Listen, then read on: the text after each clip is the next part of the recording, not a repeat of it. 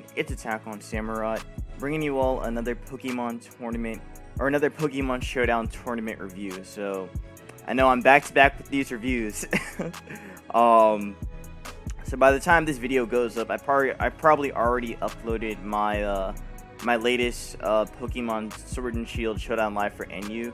So yeah, this is basically going to be my review for how I played during the GSC Open on Pokemon Perfect. So this is the GSC Open right here for Pokemon Perfect. This is the website for Pokemon Perfect. It's just like another alternative to Pokemon Showdown. But I mean, they still use the same server and everything.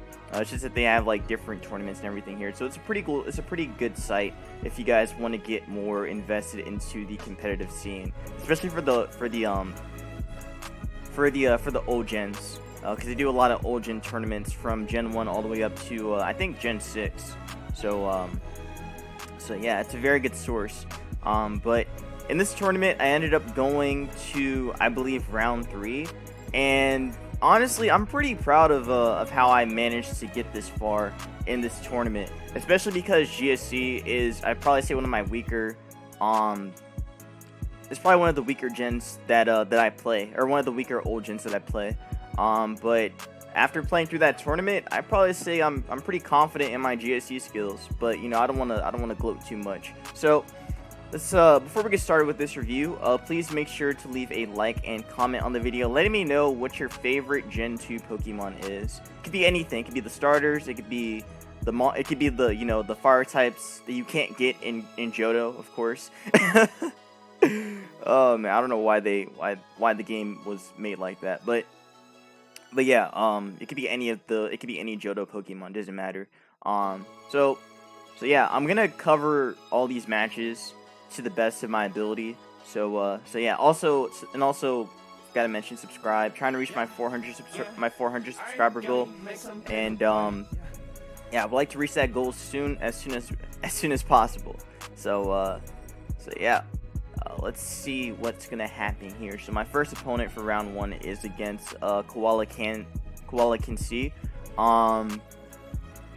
So I didn't really know too much about him, except that he played RBY a little bit. So I've seen him a couple times on the RBY ladder, but never really knew he played GSC. So I was pretty surprised to play him here. But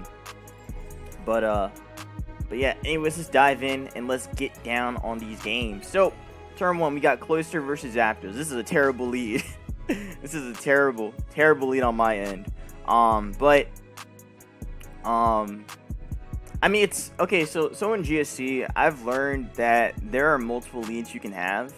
But definitely one of the best leads is, or definitely Zapdos is one of the best leads for GSC, because Zapdos puts pressure on a lot of things pretty early. Again, Thunder's pretty free for the most part. Same with HP Ice if you're leading, or same with HP Ice, but yeah, leading Cloyster isn't always the best lead, because again, it just gets kind of messed up by the best leads in the game. Again, Zapdos, Raikou, Snorlax, those are all like really good leads in GSC, and Cloyster does not do well against either of them. So yeah, not like I really had a good lead on my team anyway, but I just wanted to mention that. So yeah, I have to switch on my Cloyster because I'm not trying to take a Thunder or whatever this Zapdos goes for. So I switched into my Raikou, as Raikou can take Thunder / HP Ice. He switches out and goes into the Nidoking, and on my Thunder, I go for an HP Ice here on the Nidoking. I did this because Nidoking can do a couple things here. It can go for Lovely Kiss, or it can go for Earthquake. Now, in my defense, I thought that he would make the Lovely Kiss play, because Lovely Kiss is kind of like, you know, something you want to go for with Nidoking. You want to be able to sleep something early, and then have your abusers in the back be able to punish Raikou. So for example, he could set up with Lax if this gets put to sleep. While I am Sleep Talk though, so I can still kind of break through it, but still, Sleep Talk is it's based off chance. Like, I could have a chance to wake up, or I mean, I could have a chance to get a Thunder off, or I could have a chance to reset sleep because of rest. Which, in case you didn't know, in GSC, when you get sleep talk and you get rest, you actually reset your sleep turns, and you also get recovery back. So it's like it's kind of a double-edged sword, in a way. But yeah, like I said, I get the HPI off on the Nidoking, which is good damage, but in the process, I have to take an Earthquake, and that's going to do way too much to my Raikou. Raikou is very important because it can at least kind of check the Zapdos. Like, Zapdos and Raikou can kind of check each other, but Raikou's a better way to punish Zapdos than Zapdos can to Raikou. So yeah, again, this Nidoking did way too much damage, and I thought he would go for the Lovely Kiss, because, you know, maybe he can make a prediction or something. But in all fairness, Earthquake is definitely the better play for him to make, and I kind of messed up there by not doing that. He goes for the Lovely Kiss there on my Heracross, and I'm gonna say this now: this Heracross is actually Sleep Talk. So I have a couple Sleep Talkers on the team, not just Raikou, but also Heracross as well. And Heracross is actually pretty dangerous once it can start setting up, especially against Nidoking, because Nidoking can't even deal with Heracross that well, because Nidoking usually runs, you know, Earthquake, a Lovely Kiss, and then Bolt Beam coverage. So that means that, you know, Nidoking can't really hit Heracross that hard, barring a crit. While Heracross can freely just set up on Nidoking and not to really fear the damage. So yeah, in hindsight, I definitely think Heracross was the better play to go into instead of going into Raikou. So that was my bad. That was definitely a bad plan on my end, and unfortunately Raikou had to get, you know, messed up by that Earthquake. So if Koala has like spikes, then Raikou's gonna have an even harder time to really come through for this game. So yeah. Anyways, Nidoking is gonna be forced to. Well, actually, I make the double in case he switched, but he never switched, and I was very confused by that. I was very confused why he didn't switch there. Because if I did get a Sleep Talk off and I potentially got a Curse there, then Earthquake would have done less damage, and he would have been forced to switch out and go into something else. So I don't know why he Earthquake there. It's not really free for him to Earthquake, you know. It's not really free for him to Earthquake the Heracross there. Because again, if I had Sleep Talk, with Sleep Talk, I pressured him pretty easily, or I had a chance to pressure him pretty easily, and he can't do that much damage back to me. So I didn't understand the Earthquake play, and because of that, Raikou's gonna die there. So I don't know if that was a bad play on my part or if that was a bad play on his part. I'm not really too sure about that Earthquake play, but it did cost my Raikou, and that's gonna be pretty big for me. So I bring an Egg, and Egg can actually go for Psychic pretty freely unless he has a T-Tar. Which if he doesn't, Psychic is pretty free on everything, even the potential Snorlax. I mean the Snorlax, obviously. So what I do here is I do go for Psychic, as it does do a decent chunk to the Snorlax, but not like a ton. So I have to go in the Cloister here, as he's going to switch out and go into Zapdos. So he missed a good play catching my double, or catching my switch in the Cloister and then bringing in the Zapdos pressure. So again, without Raikou, it's a lot harder for me to really break through. Like I have to go into Egg and catch a potential Thunder / HP Ice on the switch in, but I can also go Golem as well, which can take Thunder but not HP Ice, or potentially HP Water. Like Zapdos in GSC can run a couple like different variants of hidden power. Like they could go HP Ice, they could go HP Water. I think even HP Grass is a viable option, since it can also deal with Golem and even deal with Rhydon too.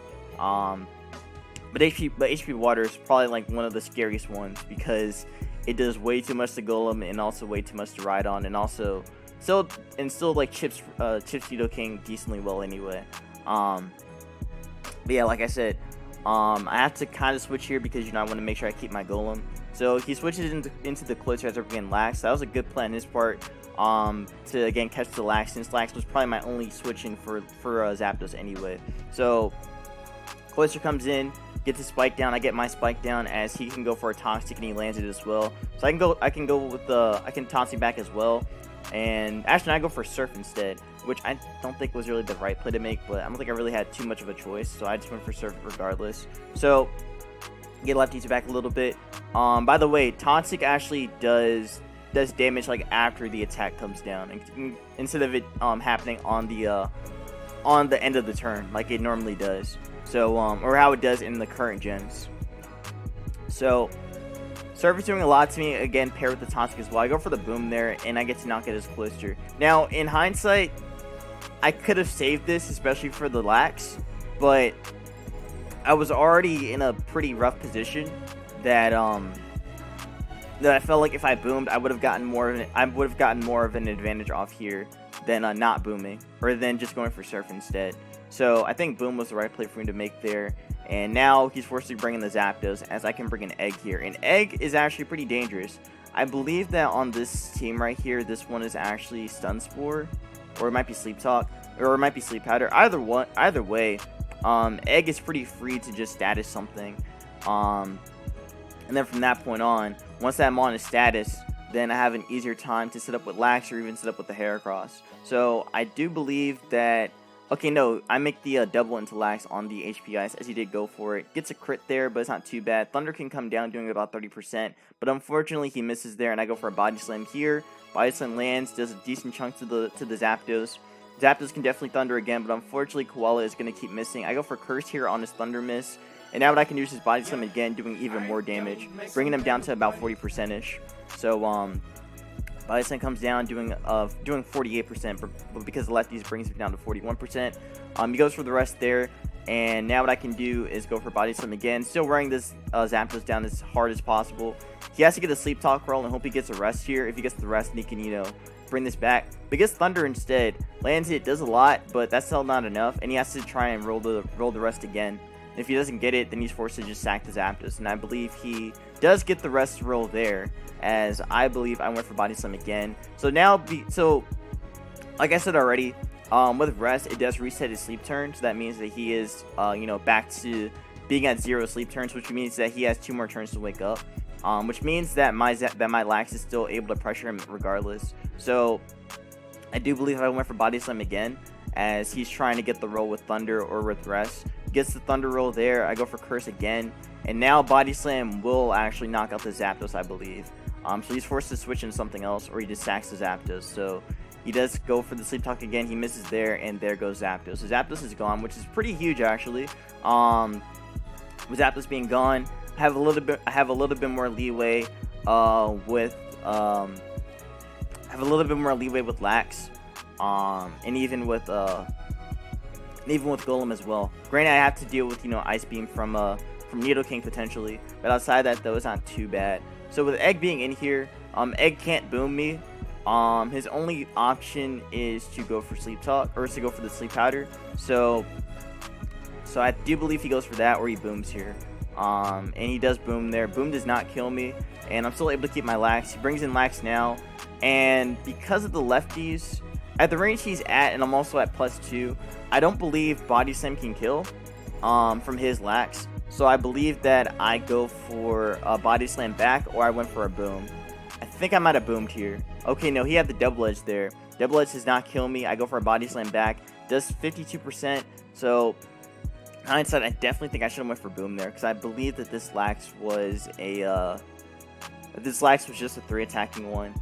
With Curse, so I think Boom would have been a better option there. But because I do that, I go on the Golem here instead, as he goes for a Double Edge there. And because Golem is actually faster than Lax, I could actually Earthquake this and potentially kill the Lax. But instead I spin here instead, because I wasn't gonna kill Earthquake. I wasn't gonna kill with Earthquake. It does, I believe. Actually, let me just pull up the calc real quick, because sometimes I forget as well.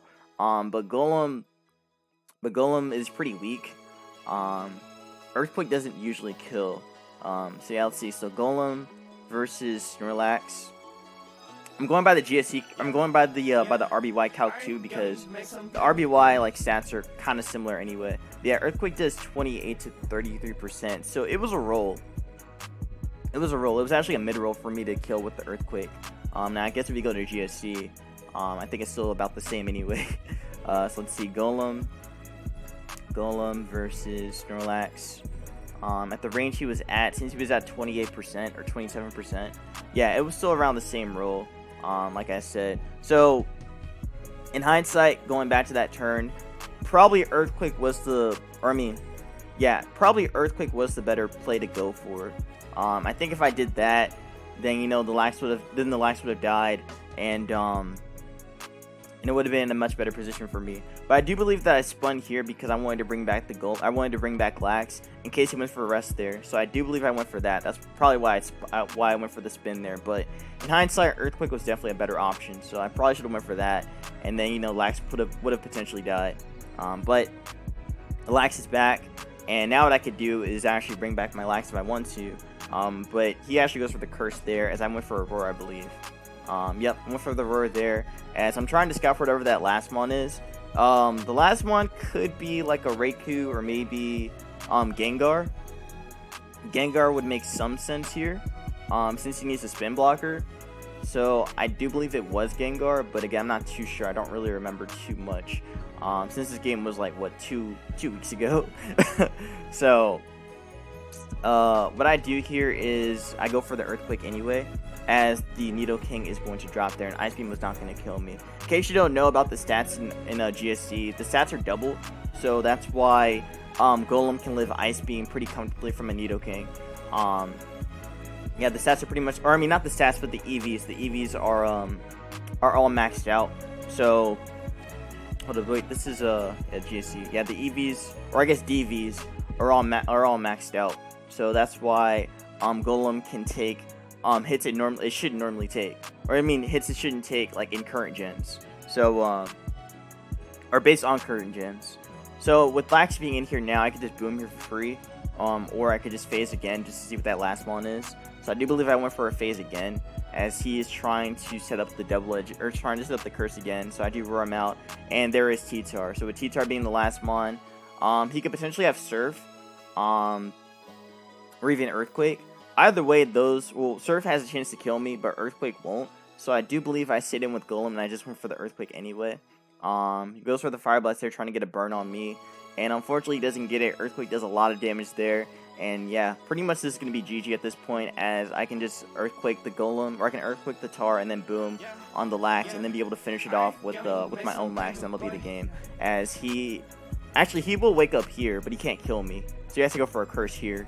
As I go for the boom there, and that's still going to be the game anyway. So yeah, those Thunder Misses definitely mattered quite a bit on the Lax. I think if he landed his Thunders like more often, or I mean if he landed his Thunders on my Lax, and it would have been a little bit harder for me to get into this. It would have been a little bit harder for me to get back into this, or to get into the position where I feel like Lax is going to be comfortable enough to break through some things. So yeah,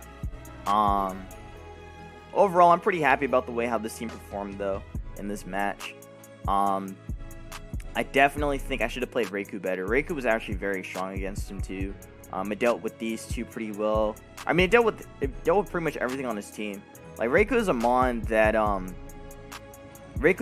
I think players should, you know, be more cautious of. You know, should play safer with it, instead of, you know, like playing too reckless with it, because this is one of the best like Zapdos checks. To be honest, it actually is like one of the best Zapdos checks because of it taking Thunder and HPS very well, and then being able to hit Zapdos usually with Thunder is also just amazing. Plus Thunder does a lot more damage, or I mean, does around the same amount of damage.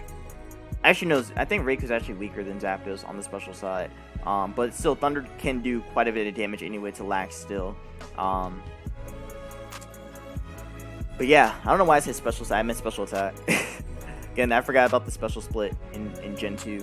But yeah, so that is going to cover my Game 1 match. Now let's talk about Game 2. So Game 2 was pretty interesting. I don't remember what team I used for Game 2. I think I might have used like another Boom Offense team, similar to the yeah, it might have been Boom Offense, or it might have been one of the teams that Cherry sent me. Not too sure, but again, let's just dive into this game and let's just see what happens. So, oh wait, hold up. Let me turn off the music. Okay, so we got Raikou versus Zapdos. So again, this matchup right here is not a matchup that I really enjoy, because again, Thunder just does quite a lot of damage to Zapdos. So Riku's could be pretty aggro here, can be pretty aggro here because again he doesn't lose much by going for Thunder or even going for HP Ice. So he goes for Thunderbolt there, as I go for my Thunder and I miss. So the fact he's Thunderbolt, I mean, it doesn't really mean too much. It just means he has a more accurate electric move, but it also means that he may have something else in the back that can deal with lax a lot better than Riku can. So he goes for Thunderbolt again, doing 35% to me. I go for an HP Ice here, which is not the right play to make. I probably should have just went for Thunder anyway. Try to go for like a pair or something. Go for the rest here, as my Zapdos is now at 8%. So he does force the rest on me, but Riku didn't really take that much damage. So this trade-off is really not, this matchup is not that great for me. It's not that great, honestly. So I have to switch out here. Or I could just, stay in and go for HPS again, which I think I was trying to get off because I wanted to keep the Riku at least, like, chipped. So I get a little bit more chip on it, but still, it's not a whole lot. He gets Thunderbolt here as I go into Lax here. Instead, he goes for HPS, though. So now what I can do, now with Lax is in here, and because he's running Thunderbolt is not going to do as much damage, which means that Lax is going to be able to get off a free curse, or I could just go for a double edge here. So I do believe that I go for the double edge there. So yeah, I am double edge on this. I don't know how I remembered that, but I am. So actually, I think this might have been the Nidoking team. It might have been the Nidoking team, if I remember correctly. Maybe, but again, I'm not too sure. I don't really remember a whole lot. Oh wait, no. This is the team that has a Tar on it, because I'm actually running a. I think this Lax is a. I think this might have been Fire Lax, or this might have been a Mono Lax with double edge. But again, just gonna have to wait and see how the rest of the match went down. But double edge does a ton of damage. He goes into Cloister there as I go into my own Cloister. So now what I can do is go for a Spike as he goes for a Spike as well. Actually, no, I Toxic first. So I get the Toxic off first, and now I can go for my Spike. Goes for a Toxic back on me, but he's taking the damage first, which is what I wanted. So now what I can do is go for a Surf here as he goes into the Raikou instead. So he makes the right play to go Raikou there on the Surf, doing a little bit of damage to it.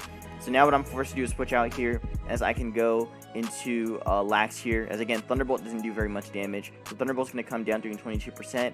But Double Edge is free, and Double Edge has a potential to knock out the Raikou, just keep it even lower. So Spike comes down, Poison comes down as well, and Double Edge, or actually Curse comes down first. So I go for the Curse there. And now what I can do is Double Edge again. But I go Gengar on Boom just to see if he does go for it. And he goes for the Spin there instead. So because he's running Spin, that means he's probably not running Boom. Actually, wait, no. Wait, no, you can't run Spin and Boom on the same set, I believe. Might be wrong, though. I really forget that. I really do forget that, but I think it's, again, Spike, Toxic, Spin. I always forget what that last move is. But I know it's not Boom, because Boom, you can't run Spin and Boom on Cloister, since Rapid Spin is an event move on Cloister in GSC. But I kind of forget that, so let me just make sure. Again, I do apologize for that, but I'm pretty sure that you can't run Spin and Boom on the same set. Yeah, you can't run Spin and Boom on the same set. So that meant that his last move was hold up, I just had it. I literally just had it. It was Surf, or no, Toxic, right? Okay, Spike, Toxic, yeah, Surf. So he had Surf on this, which means that Gengar is actually pretty free here. Since I'm pretty free to just Thunderbolt with the Gengar. So he's forced to switch out here, or he could stand and just sack the Cloister, but he's not gonna do that. He has to just go into something else on the potential Thunderbolt or whatever. So he goes into the Tar right there. So yeah, I do scout for the Tar, which is great on my end. Being able to scout for it. So now what I can do is get off a free Surf on this, and Surf will do a really good chunk to this thing, keeping it low. So I do get the damage off on the Tar, and he is going to go for the Rock Slide, and unfortunately he misses there. So that miss is going to cost him quite a bit because Surf will come down, and he is forced to take more damage with the Raikou. So I go for the Surf there again, keeping the Raikou as low as possible. And because he's forced to rest, I do believe I take advantage of this, and I go into... Oh wait, no, I Boom here on his rest. So I go for the Boom there, and I knock out the Raikou. So you could say that wasn't a good play. You could say I probably could have kept the Cloy because I could have boomed on the Lax as well. Or I had a chance to boom on Lax, and also I could still Surf with the Tar too. But I think getting rid of Raikou honestly wasn't that bad of a play in my opinion. Just because Reiku just naturally is a threat to my team, and also removing the Zapdos answer is just great in general because that means the Zapdos is going to be more effective here. So now he brings in Nidoking as I bring in Gengar. Now this isn't really a great play, or I mean this isn't really great on my end because he could sleep me. Or I mean he can sleep me, but also I have my sleep absorber being the Zapdos. So it's not too bad. But I'm not trying to stay in here and get Earthquake. So I'm pretty much forced to switch out here as I'm not trying to take the Earthquake here, and I go Zapdos on Earthquake. As he makes the double into the Lax, which was a great play on his Koala's end. So I do believe I go for the HP Ice here because of Sleep Talk. Goes for Flamethrower, which I was very curious about why he has Flamethrower on a offensive team, because usually Flamethrower is kind of on like a defensive Lax. Like for example, I could just show you right here. Like it's on more of like defensive teams. Like for example, this double dog stall team that was made by what's his name? That was made by crap, I can't think of his name. I don't know why I can't think of his name. Shoot, ABR. That was made by ABR. You want to have, I mean, Flamethrower is a little bit better because you want to be able to hit stuff like Skarmory. Well, hold up, wait, sorry. Well, here Flamethrower doesn't really look that great for him, you know.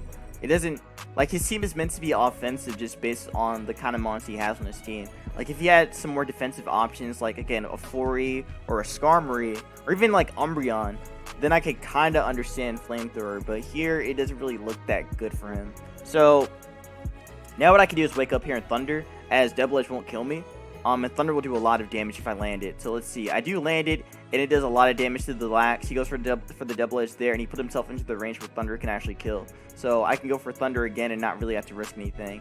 Goes Nidoking there, as I go for the Thunder anyway. So yeah, so Nidoking comes in on Thunder, which makes some sense. What I could do is actually rest here since Zapdos doesn't really fear this. I mean, Ice Beam did have a chance to kill me, but with rest I would have been back up to full, and plus I'm faster than Nidoking anyway.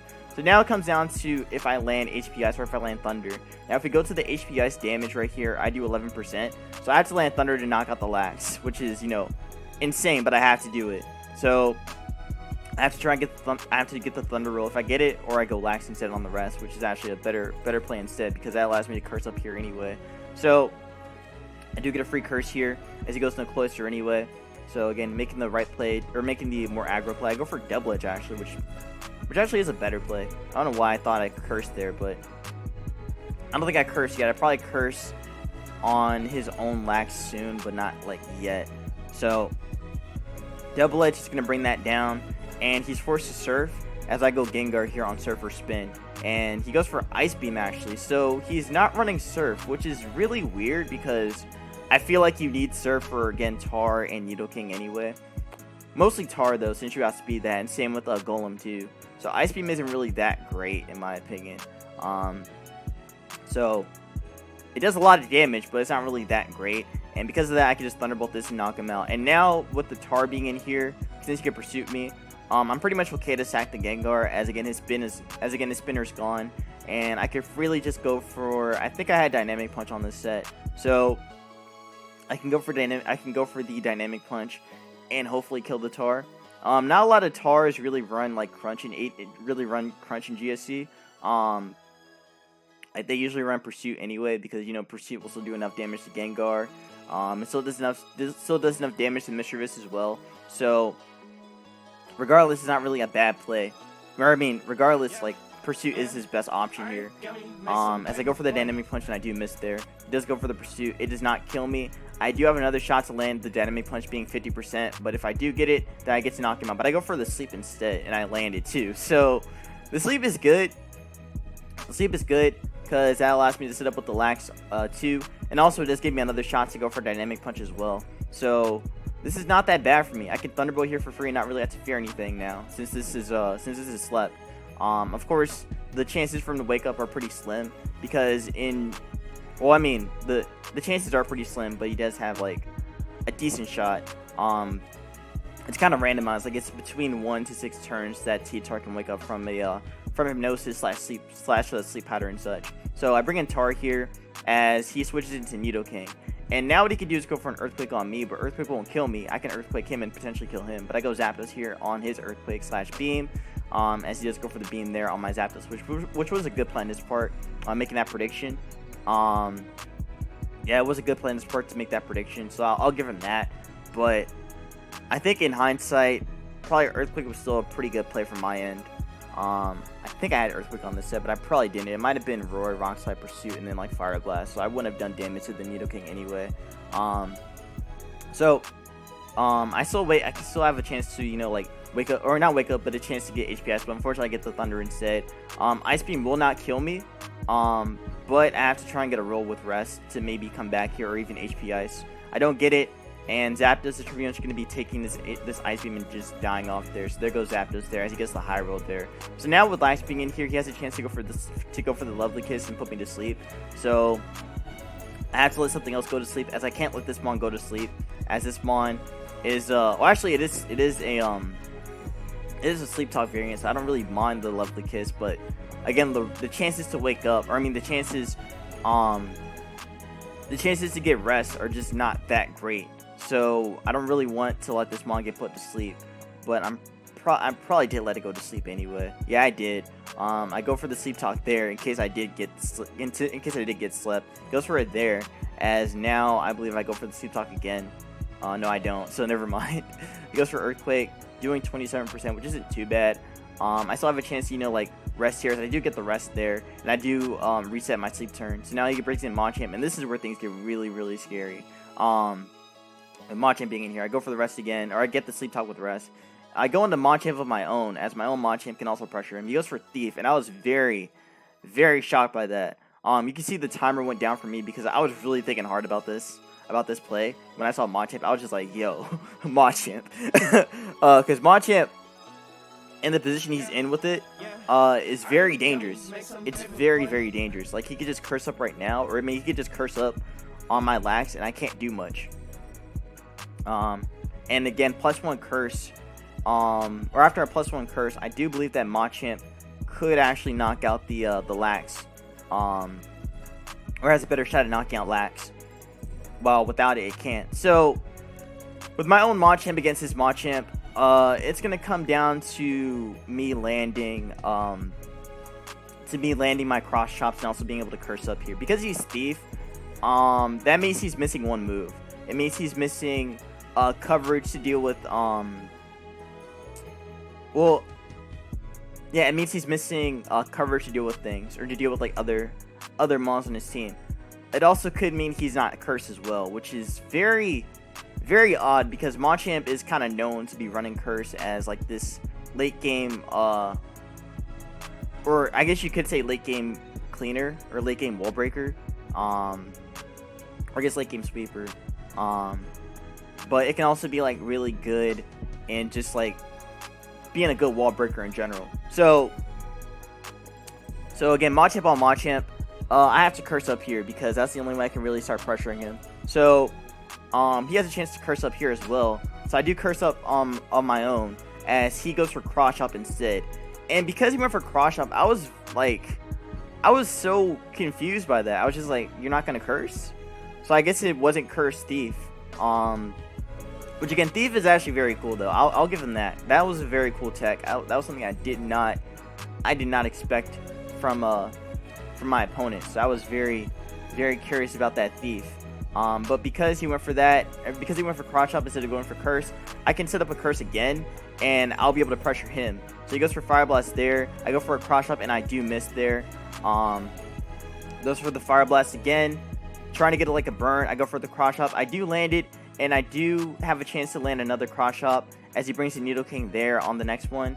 I go for it. I get a crit on that Nidoking, and this is huge because I have a chance to knock him out with another one. As I do land it, and I do knock out Nidoking, which is amazing. That is very, very good for me, and that means that Machamp is going to be able to break through everything now. So the Tar and the Lax are asleep, which means that Cross Chop is coming down, and it is going to knock out this Lax if I land it, or if Double Edge comes down and kills me. But it does not kill me.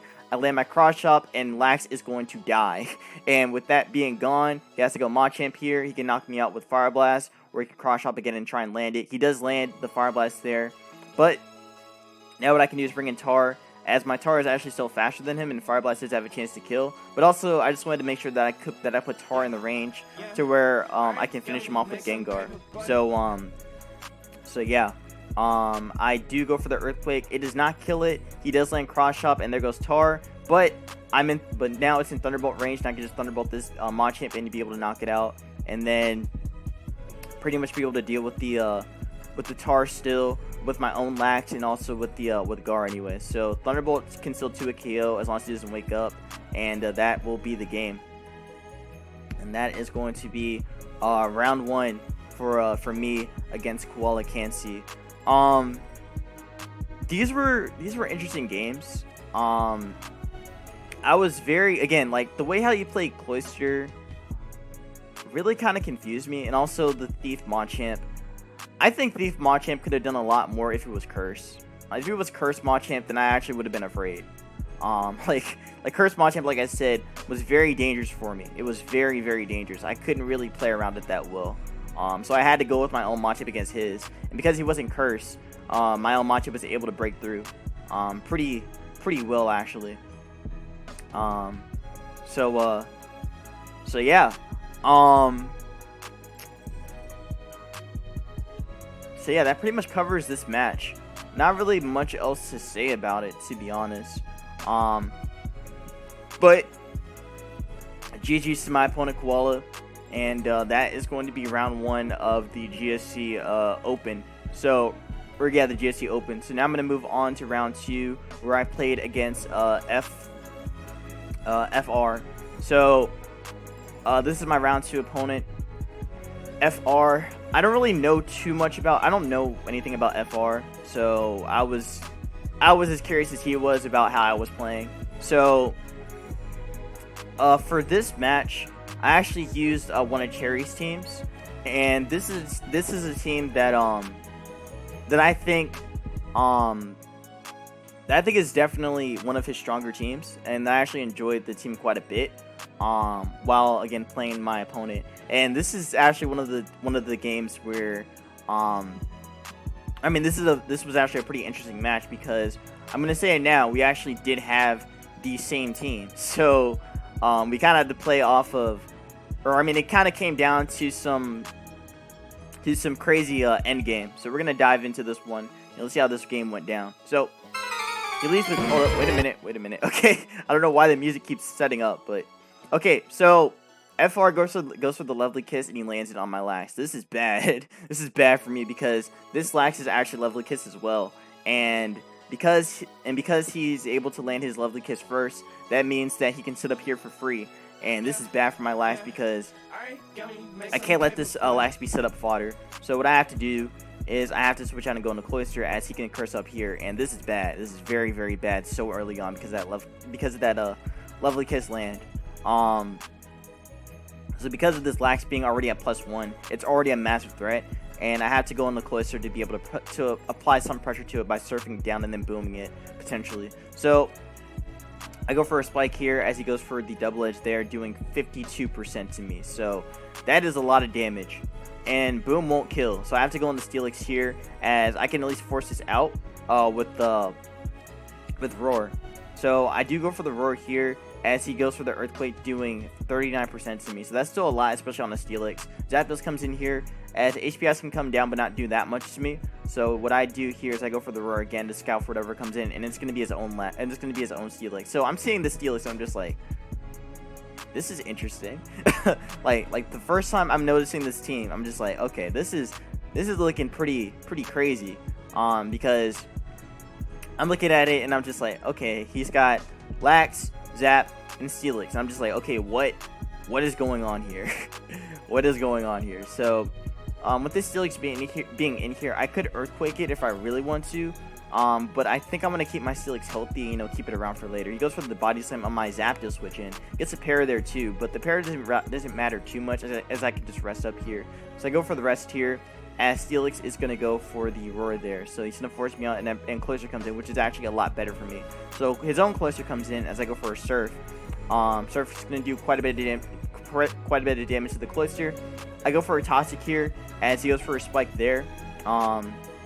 So he is going to get his spike down, but I can just, you know, surf him down. So he goes for the HP electric, and I'm just like, yo, that is some damage there. That is definitely some damage right there. So I have to keep my closer healthy as he brings in Gengar, as he is going to bring in his own Gengar, and I'm just like, oh, shit. I'm just like, yo. I only made this play because Gengar would have taken Surf, and he would have been worn down to the point where, you know, I could Thunderbolt it for free, or just be able to pressure something else. So with him bringing in the Gengar, he probably predicted me to either spin, or he predicted my double into maybe Zapdos or something, which is a fair play for him to make that a fair play for him to go Gengar anyway, because that also put pressure on my Zapdos. So Gengar on Gengar. This kind of matchup, it's just gonna be either Bolt Beam or whatnot. So I think Thunderbolt is the safest way for me to make. Even Ice Punch is free as well. So I do believe that we go for either or. And he actually goes Steelix there on my Thunderbolt. So yeah, he does catch my Thunderbolt there. And now what I have to do is I have to switch into Zapdos. The Zapdos can again take the hit from Earthquake, Body Slam, and whatnot. I can't take Boom though, so if he has Boom, then he's free to do it. And he doesn't do it. I go for Thunder there as he roars me out. So yeah, I wasted a turn there. Gengar's back in, which isn't great. I have to go back into Zapdos as he can go for the roar again and try and phase into something else. Gengar's back in, which is not good. Gengar's getting chipped down too. And now what I have to do is go back into Zapdos again. Goes for Earthquake there. I believe this time I tried to make a double into Gengar in case he went for Boom here, because I feel like he wants this Mon gone. Because Zapdos is just a threat in general against him. This again, like based on the matchup we have so far, because again, everything on our team is pretty much about the same, except for him running HP Electric on that Cloyster, which is actually a pretty cool tech. I actually like that a lot. Being able to deal with opposing Cloyster too. So yeah, Zapdos being in here is not that great. Because again, I mean, it's good because I can HP Ice it, but it's not good because he could potentially Boom here. So I get my Sleep Talk off and I get an HP Ice, so I get at least a little bit more damage on him. He phases me out again, and Cloyster's back in, and now Surf is free again, so I could Surf here again, or I could Boom here. And I do believe that I went for the Surf. Yeah, I do Surf, and I do not got the Cloyster, which is amazing. So Gengar's back in. He could Thunderbolt here, but I have my own Steelix anyway. Granted, I am worn down by a lot, so I can't go into it freely. So I have to go Gengar instead as he goes for the Dynamic Punch, which was a very solid play. He made this play in case I went Steelix or even Lax. So it makes sense for why he made this play. So what I can do here is go for Thunderbolt again as he goes for his own Thunderbolt. So I Thunderbolt him back. Actually, no, I Ice Punch here in case he went into Steelix, which is, I think, the better play to make. Because, again, Ice Punch from Gengar would have done a really good chunk of the Steelix, probably bringing it down to about 50%. So it's not bad damage at all. But he just stays in anyway. And he goes for Thunderbolt again, trying to get, like, me getting good rolls here. Thunderbolt comes down again. And now I pretty much have to switch into something else and go into Steelix here on the next Thunderbolt, as he's going to go for Thunderbolt again. He has to land the Dynamic Punch to knock me out, or even just switch out here. He does switch out and go into Steelix as I go for the Earthquake here. Earthquake doing a lot to that Steelix, keeping it as low as possible. I go into Zapdos here as he goes for Earthquake again, and now this is where things get a little scary. In the position he's in, Zapdos is very dangerous against him. So he's kind of forced to go for Boom here, as Boom does put pressure on, or as Boom, you know, allows him to knock out something here. He gets a free knockout here. So I had to switch into something to take the Boom, and I felt like Gengar was the best option for me on the potential Boom. So, okay, no, I went for HP Ice there on the Boom. That's where I messed up. But I lived it though. But still, that was huge. That was pretty big. For my Zapdos to get weakened this much. The play I should have made was to go Gengar or even go into Cloyster. I think if I sat closer here, yeah, I think if I sat closer there, that might have been a little bit better for me, and Zapdos would have been healthy enough to take on Zapdos and the Lax and FR's opposing Lax. So this was not a good play on my end, letting Zapdos take all that damage. I definitely should have sacked something else instead, and I would have gotten a little bit more of an. I would have gotten more of an initiative off, or I would have gotten more initiative off. So yeah, the best play I can make now is, well, I mean, I can still keep Zapdos healthy enough, but at the same time, Zapdos is becoming more of a liability now. So Zapdos is pretty much going to be weakened by, or is pretty much going to be like kind of dead fodder at this point. I have to go into Lax here as he goes for the Ice Punch there. He could go for Dynamic Punch again, and pretty much like it's just tough for me because Lax can't do much here. He also lands the Dynamic Punch as well, and I'm trying to wake up here so I can get the Lovely Kiss off, but Lax is just kind of here at this point. So he's able to bring in the Lax again, or bring in the Lax now, as I'm trying to wake up here and go for my Lovely Kiss, but I have to go Zapdos here as he goes for the Double Edge, knocks me out. So I made the play to go for that. Now what I can do is go Gengar now, or go Lax here instead, or go Steelix, I mean. So now what I can do is go for a Boom, or I can Earthquake here. And I do go for the Earthquake, I believe. Yep, I do Earthquake there, and I knock out the Gengar, which is huge. Now in comes the Espeon, which is even more dangerous, because Espeon, as far as I know, just like all the other evolutions, they run growth in GSC. So there's a couple things that Espeon can do. Or I mean, there's only one thing Espeon can do. It can just growth up and then just start setting up Psychics, or start setting up +1 boosted, or +1 growths, and then be able to throw off some really strong Psychics. As my resistances are very weakened because of how FR is playing with the with Gengar, Zap, and even his own Steelix as well, and also the +1 boosted Earthquake on my Steelix. So because I didn't preserve Steelix as well as I should have, this Espeon is very dangerous against me. He could freely go for the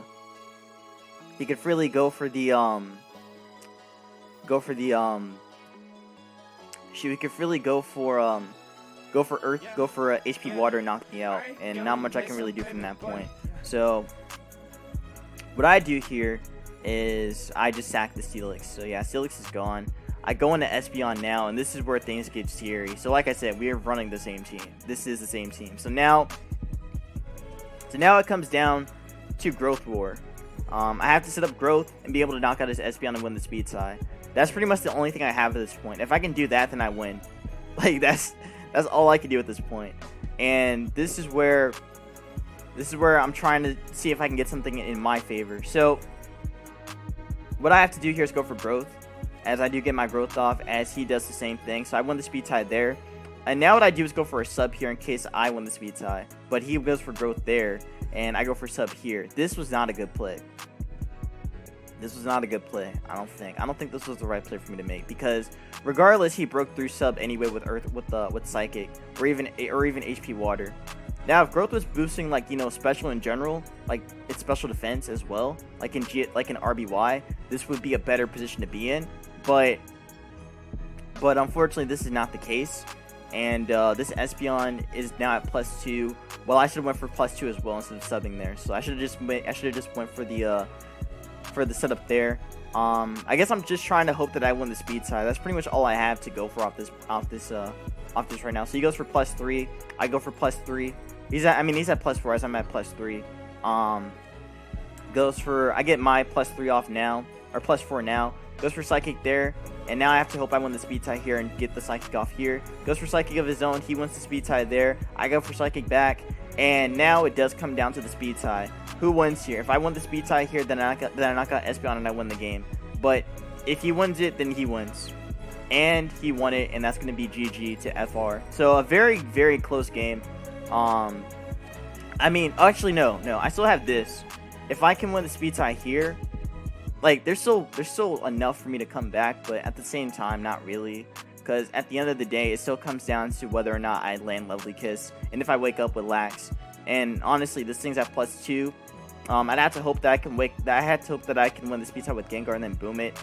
But then I'd be at the mercy of Zapdos, and that would pretty much be the game regardless anyway. So yeah, he wins the speed tie anyway, and that's GG. So that is going to be the end of that match, and yeah, so he wins round 1, or I mean he wins game 1. So now let's move on to game 2. So game 2 was where I really felt like I needed to make a comeback here, because if I make the game 2, if I win game 2, then we can have a game 3. And then that's really where things get a little crazy at game 3. So, game 2 is really where I need to come back. And I think for this game, I actually used the Heracross team again. Because again, that Heracross team has always been so clutch for me. Again, shout out Taiga for that team. Yeah, shout out Taiga for that team, because he was he actually passed that team on to me. Or passed that variant on to me. And I definitely have been enjoying that team quite a lot.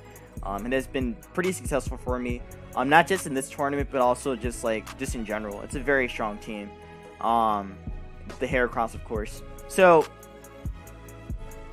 turn 1, I lead Raikou as he leads Egg. So just based off this lead, it could mean that FR is going to go with a more offensive route, which means he's probably running that he could be running Paris Spam, which is definitely dangerous for me. So Raikou's here against the Egg. What I can do is go for HP Ice, doing a lot to him as he goes for the Sleep Talk here, or the Sleep Powder here. Like I said, I am Sleep Talk on this, so I don't mind this too much, as I can, go into Egg here as he goes for the Thief. And Thief was very, very cool. I'm just seeing, I've seen so many Thief techs so far. Again, Thief Machamp, Thief Egg. It's very cool stuff to see. So with him running Thief, I'm assuming he has to, with Thief, it means that he removes the potential item on, whatever switching I have. So again, removing an item on potentially my Lax switching, if I did go Lax, would have been fantastic for FR, because that meant he would have gotten a lot more initiative off of his own Lax, since I lose recovery, and he has recovery, with his own Lax. So that's really why you want to run Thief or why Thief is such a good move in GSC, because it removes Lax lefties, or just lefties in general, which lefties in GSC are just such an overpowered item. That passive recovery can really come in clutch sometimes, or can really come in clutch. So yeah, with him thiefing my Egg, this isn't that bad, as I can still sleep something. So he does thief the Egg, but I can sleep something right now, or even go for Psychic on whatever I want. So he does let the Egg go to sleep, which I found interesting, because he definitely has other outs to let go to sleep. He probably had some Sleep Talk Mon in the back. So with him letting Egg go to sleep, that meant that his sleeper's gone, and that also means that I can pressure him pretty freely with my own Egg. So Egg is going to be doing some damage now, as what I can do is go for a Psychic as he goes in a Nidoking right there on the switching, which I found crazy as hell that he went for that. I did not think he'd go hard Nidoking right there, but he went for it anyway, and because of that he gets hard punished by it. So now what I can do is Psychic again, as I really don't have to fear anything. Psychic comes down, breaking the Zapdos pretty well. And now what I could do is go in the Lax on Thunder, as he goes for HP Ice instead. And now what I could do is go for a Double Edge here, or I think it might be Double Edge again, or is it Curse? Nope, Body Slam there. So I Body Slam there, trying to get a Para on the Cloyster, but I do not get it, unfortunately. So what I do here is go into Cloyster back as he goes for a Spikes there on my switch-in. So what I can do is Spike here, as he is going to go for the Toxic. So again, the whole trade-off with Toxic, Cloyster. So I go Egg here in case he wants to predict my Toxic, but instead he goes for Surf instead. Now what he could do is Boom here, or he could just go into Lax here, as I go for the Psychic there. And Psychic is doing a lot to that. It's doing lots of that Lax. So what I do is go into Golem here, as he is going to go for the Double Edge, doing not that much damage to me. What I can do is phase him out, force him to take some chip damage on something. So he goes closer there, as I can phase him out with Roar. So, or actually no, I spin here, which is better for me, because again that means I have a little bit more. I have more longevity with Egg, and I can also just apply pressure again with Raikou if need be. Granted, Raikou isn't the play I want to go for. I have to go Egg here, as he goes for the Toxic on the switching, which I found very interesting. That he went for the Toxic there instead of doing it anywhere else. So Lax comes in, I go for a Boom here, I think. Yep, go for the Boom. Lax is dead, and this is looking pretty over for FR as he lost his lax there. Nidoking's in here, he has to land Thunder, he misses there, and there goes the Nidoking, and this is pretty much gonna be kind of tough for FR to come back from. Goes closer there on my Surf, I think, or go Raikou there. So I go Raikou on the double. And now I have to try and get a Thunder. I land my Thunderbolt actually, so never mind, Thunderbolt on this set. So my apologies there. I land Thunderbolt there, I knock out the closer, and he forfeits. And that's going to be GG to my opponent FR. So I win round 2, or I mean I win game 2. And it was an overwhelming victory because of Egg being able to just pressure through everything with Psychic.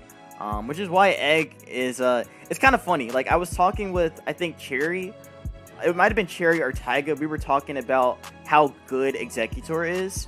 And Executor just puts so much pressure with Psychic. Because, again, not a lot of teams really run like a Psychic Resist.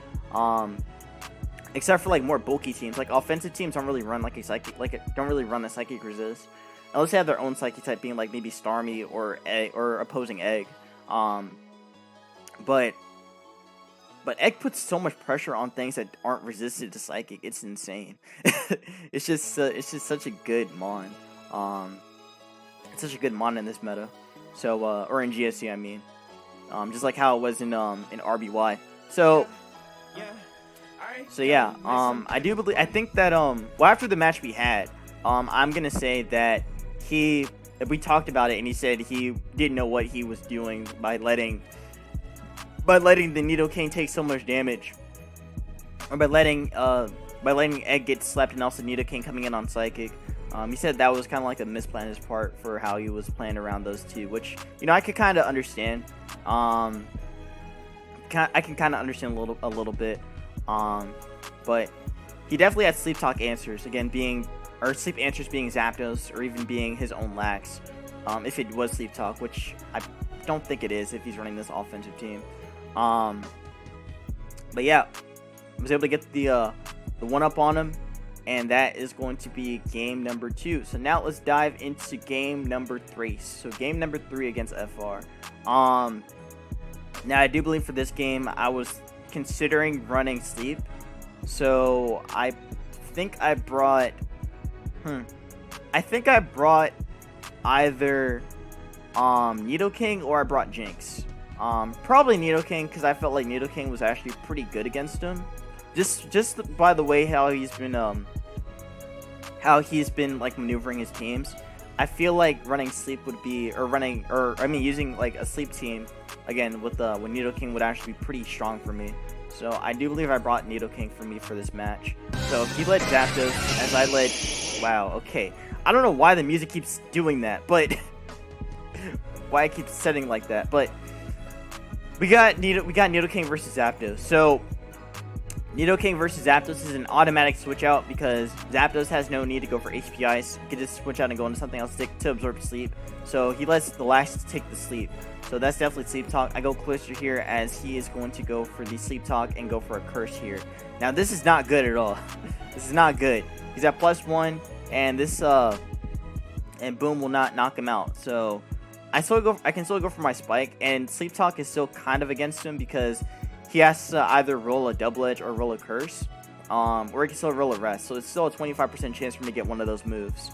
So I can Spike here regardless anyway, not really to fear too much, as he is going to get another Curse, and now that's bad. So I have to switch out into something else to phase him out, as it's going to be the Tar, as Tar does have a way to phase him out. So he goes for Rest there, fails there. I can phase him out now. So I phase him out here, and Machamp is in here, which is terrible. It's terrible. I have to switch out, and I have to go into Nidoking, or go into, I believe on this team I might have had a Gengar, or I just went Zapdos. I probably went Zapdos here. Okay, no, I did have Gengar, so I go Gengar on the cross chop play. So what I do is make a double on Nidoking as he goes for the HP Bug, or HP Ghost actually, which is pretty cool. Which is a pretty cool tech to catch Gengar, so I like that a lot. I thought maybe Earthquake would make some sense here too.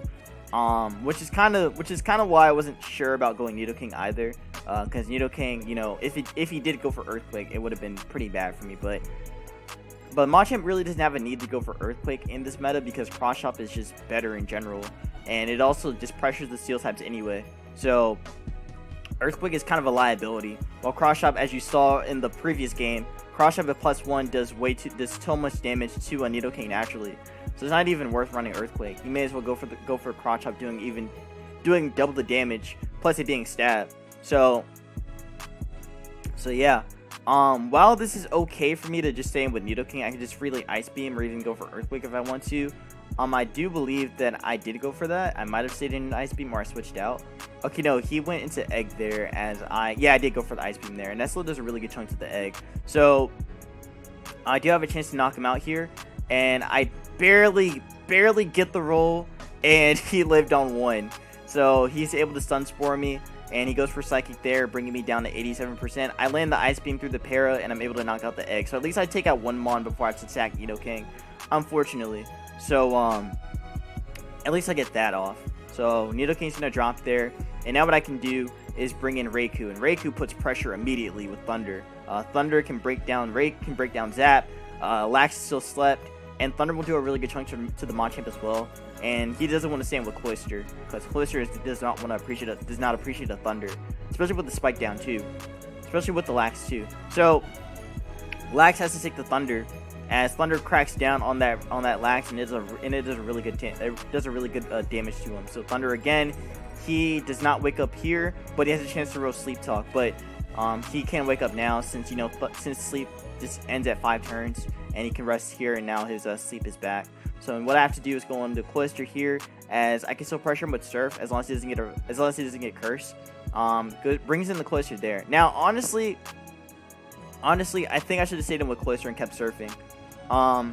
Surf was not a bad play at all. I should have made that play instead of bringing in the Tar, and because he was able to capitalize on my switching, he was able to capitalize on my switching and bring in Cloyster on my Tar. So this is not ideal at all for me. So what I have to do is I have to go into Raikou as he goes for a Spike. So the spikes are down now. I can still Thunder him as Lax is still healthy, being at 88%. I missed my Thunder there. I have to go Gengar here. As I'm starting to look at this now, and I'm starting to realize that his Lax is definitely Mono Lax. So with him being Mono Lax, he has to have a Tar. So I'm trying to bait the Tar to come in here, because Tar has to come in here on my switching. So yeah, so Tar comes in as I go for Thunderbolt there. So it's not. I mean, I should have went Cloyster. There. Cloyster was definitely the better option, because again, it pressured the Tar. It still pressured Lax, even if he did potentially wake up with Sleep Talk. Surf was definitely the better, or going Cloyster was better than, or doubling into Cloyster was better than staying in with Gengar, because again, it's obvious he has a Tar if he's running Mono Lax. So while I do get damage on Tar, it's not a lot. And I believe that my Gengar is actually Dynamic Punch. So I have to land Dynamic Punch and knock out Tar to really get anywhere now. And that's saying a lot. That's saying a ton right there. So again, going back to turn, going back to the previous turn, I should have stayed in with Cloyster and just kept surfing. Instead of going Gengar there. Instead of going Raikou on the switching out Raikou and then bringing in the Gengar. Definitely think that going Cloy is still a better option regardless. So now I kind of have to potentially land Dynamic Punch, and that's going to be the hard part. Pursuit's going to come down doing 34%. So again, it's a lot, but I can still potentially pressure him with the Dynamic Punch, and I do land it too. So I got very, very lucky landing that, and the Tar is dead now.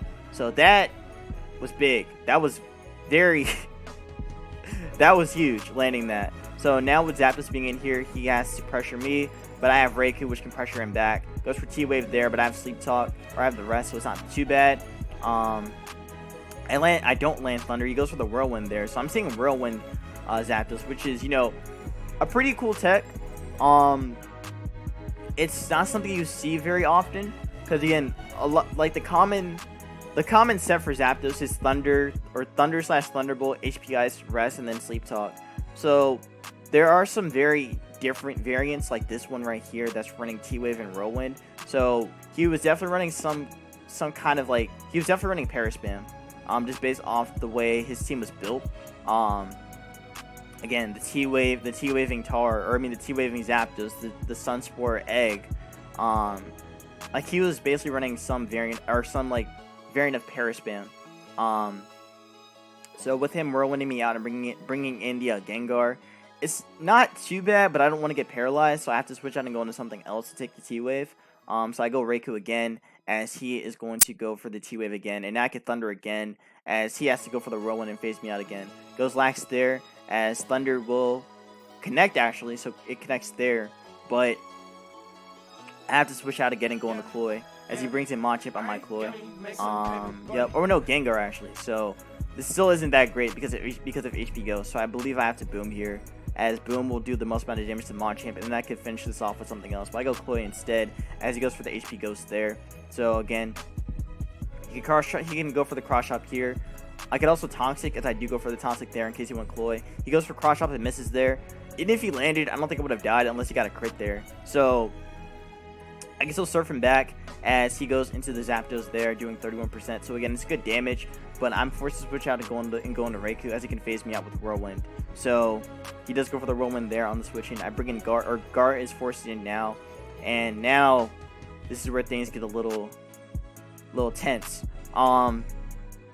He's put me in a position where I have to keep switching into Raikou in order to, pressure him back.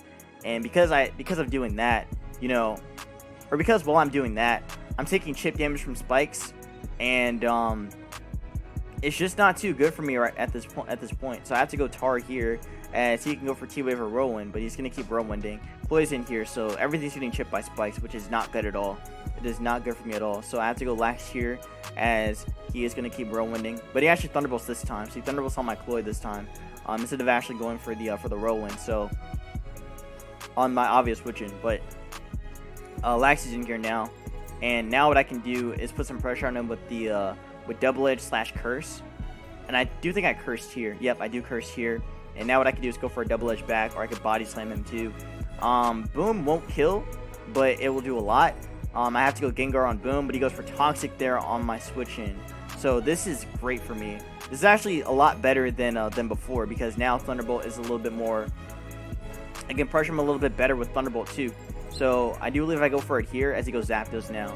So I go for Thunderbolt, doing 26%, so not too bad. I get a Para there as well, which is huge, because this Zapdos is not running Rest, which means that this Zapdos is basically neutered, and now I can deal with it with everything else on my team a lot more effectively. So what I can do here is go for my Raikou, as he goes for Thunderbolt there. And now what I can do is rest here and not have to fear anything. And again, my Raikou is more dangerous to him than his Zapdos is to me now. So I go for the rest here, as I can keep my Raikou healthy. And now what I can do is go into Cloy, as Cloy can put some pressure on him. Or I go Tar on the potential curse. But he goes Machamp there. So again, I should be going Cloy. Cloy is definitely the better option, because I'm faster than Machamp. I won't die to the Cross Chop unless he curses up. And Surf is still like pressurable. I can still pressure him with Surf. I don't know why I don't go Cloy, because again, Cloy is just better. But I go Tar instead in case he wanted to. And because I mean, they still like pressure the Tar or the Lax anyway. But yeah, goes for the Cross Shot there. I don't die, but it does a lot of damage to me, and I'm forced to Boom here. So what he can do is sack the Cloy, which he does do. So he does sack the Cloy to the Boom. So there goes Cloy. But Cloy is living barely. But I go Gengar, and Thunderbolt will knock him out now. So Thunderbolt will knock out the Cloy. And but he goes Zapdos there instead, so I go Thunderbolt. Ice Punch will not kill him, so I have to go back into Zapdos or go Raikou, and I do go Raikou here, as he is going to go for the Cloy there. And now I have to land Sleep Talk. I have to Sleep Talk here, or actually now I'll go Gengar on the Boom or Surf. But yeah, he does Surf there, so he makes the better play to Surf there. But at this point, I put too much pressure on him with Gengar plus Raikou. So now what I can do is Ice Punch here, and I do get the High Roll, and I knock out the Zapdos, which is huge. That is very, very huge. Now I can Boom here if I want to, and at this point he can't really stop Raikou / Lax at this point. So I go Raikou here as he goes closer there, and now what I can do is go for a Sleep Talk here, and if I do land it, good for me. If I don't, I mean, it's still fine because I have my lax anyway, which still pressures him. So he booms there, knocks me out, and now it's down to Tar and lax. Now, in hindsight, I should have actually kept my Gengar. You know, I think Gengar being kept would have been a lot better for me. You know, so if I had to sack him on instead, I think I would have sacked. Let's see, like going back to the turn. Going back to, I think, the turn with Boom. Yeah, with booming there. In all honesty, I think keeping Raikou would have been better for me. Because of Thunder being able to pressure him. Granted, it's not too great because now I'm forced into this curse lax versus into this curse lax position, and that's something I didn't really want to. I really didn't want to happen because, like I said, Gengar beat this. It actually just beat this because all he can do is just go for double edge. That's all he has on. That's all he has to do. So I could just stay and just keep thunderbolting, and he just keeps wasting his sleep turns. And again, I have a lot more PP than FR does on his lax. So technically, Gengar was actually the win con here against his team, but I didn't realize it until much later that or until like later on into the match that Gengar was actually a pretty pivotal mon. So I should not have boomed on the Machamp. I should have probably went Raikou instead. Then I could have thundered through him, and then I could have kept Gengar to Thunderbolt through his lax, and I would have had a better shot in winning here. But yeah, that just comes down to analyzing the game a little. That just comes down to analyzing like the bits and pieces of the game. So this lax versus lax position could have been prevented. It could have been prevented, or it could have been set up sooner. Probably a lot sooner would have been better. Like setting this up a lot sooner would have been better for me. But yeah.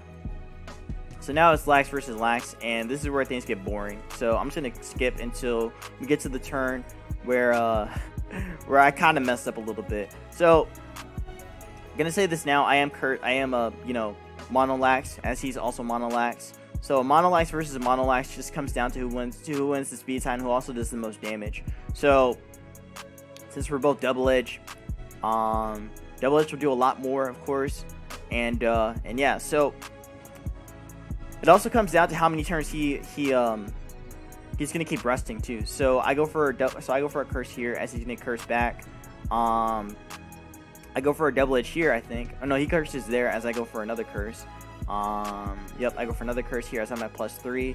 And what he does is, I think he goes for a double edge back, or he goes for the rest. Okay, now I go for a curse here as I'm at +4, and he goes for a curse again as he's at +4. So yeah, it's gonna come down to this curse war. So I go for a curse again. I'm at +1 in defense. He's at +1 in defense as well. So now we're gonna see some damage with double edge. Or I mean, almost, as I'm at +6 now. So now I'm +6, as he's at +6 as well. Also, you probably don't know this. I mean, in case you don't know this, but in GSC, when you go to +6 with your attack, it actually doesn't break the number. Like the number, I think is like 999. So it doesn't break that. For some reason in GSC. So you only go up to 999 attack, and then you max out your defense, which is a very weird mechanic in GSC for curse. So I didn't really know that until like learning from other GSC players, watching other GSC games. So yeah. So now that I'm at +6 defense, and he's at +5 in attack and defense, I can do a lot more damage. I mean, I'm doing the same amount of damage as he is, regardless. But I'm taking less damage than he is because of my +4 in defense. So what he could do is curse here again, but he's just going to keep double edging, because again, that just makes the most sense. I go for double edge back. He does 35% or 33%. So it's all these rolls that are going to come down here. I could also potentially crit him too. Goes for double edge there, as I believe I go for the rest here, because I have to rest here. So I rest here, as he can go for double edge again, doing 28%. So again, we're doing around the same amount of damage. 32 being like the highest roll for me. I go for a rest here on the sleep talk, or from the sleep talk. I'm trying not to waste too many sleep talks, because the important thing about sleep talk that you need to know, if you want to get into GSC, is that you shouldn't really waste too many of them, especially when you're in a position against lax versus lax. Like the sleep talk, like you don't want to waste too many sleep talks when you're fighting opposing lax, or when you're fighting like opposing sleep talk users, because then you kind of just waste your turns. Like you just waste your turns. You want to keep them you want to keep sleep talk when you have like less of your own attacking moves, you know. When you have like less attacking moves, then it's probably better for you to go for sleep talk then. But if not, then you want to try and preserve them as best as possible. So that's why I don't really use sleep talk too much, while my opponent has been using it a little bit more than I have.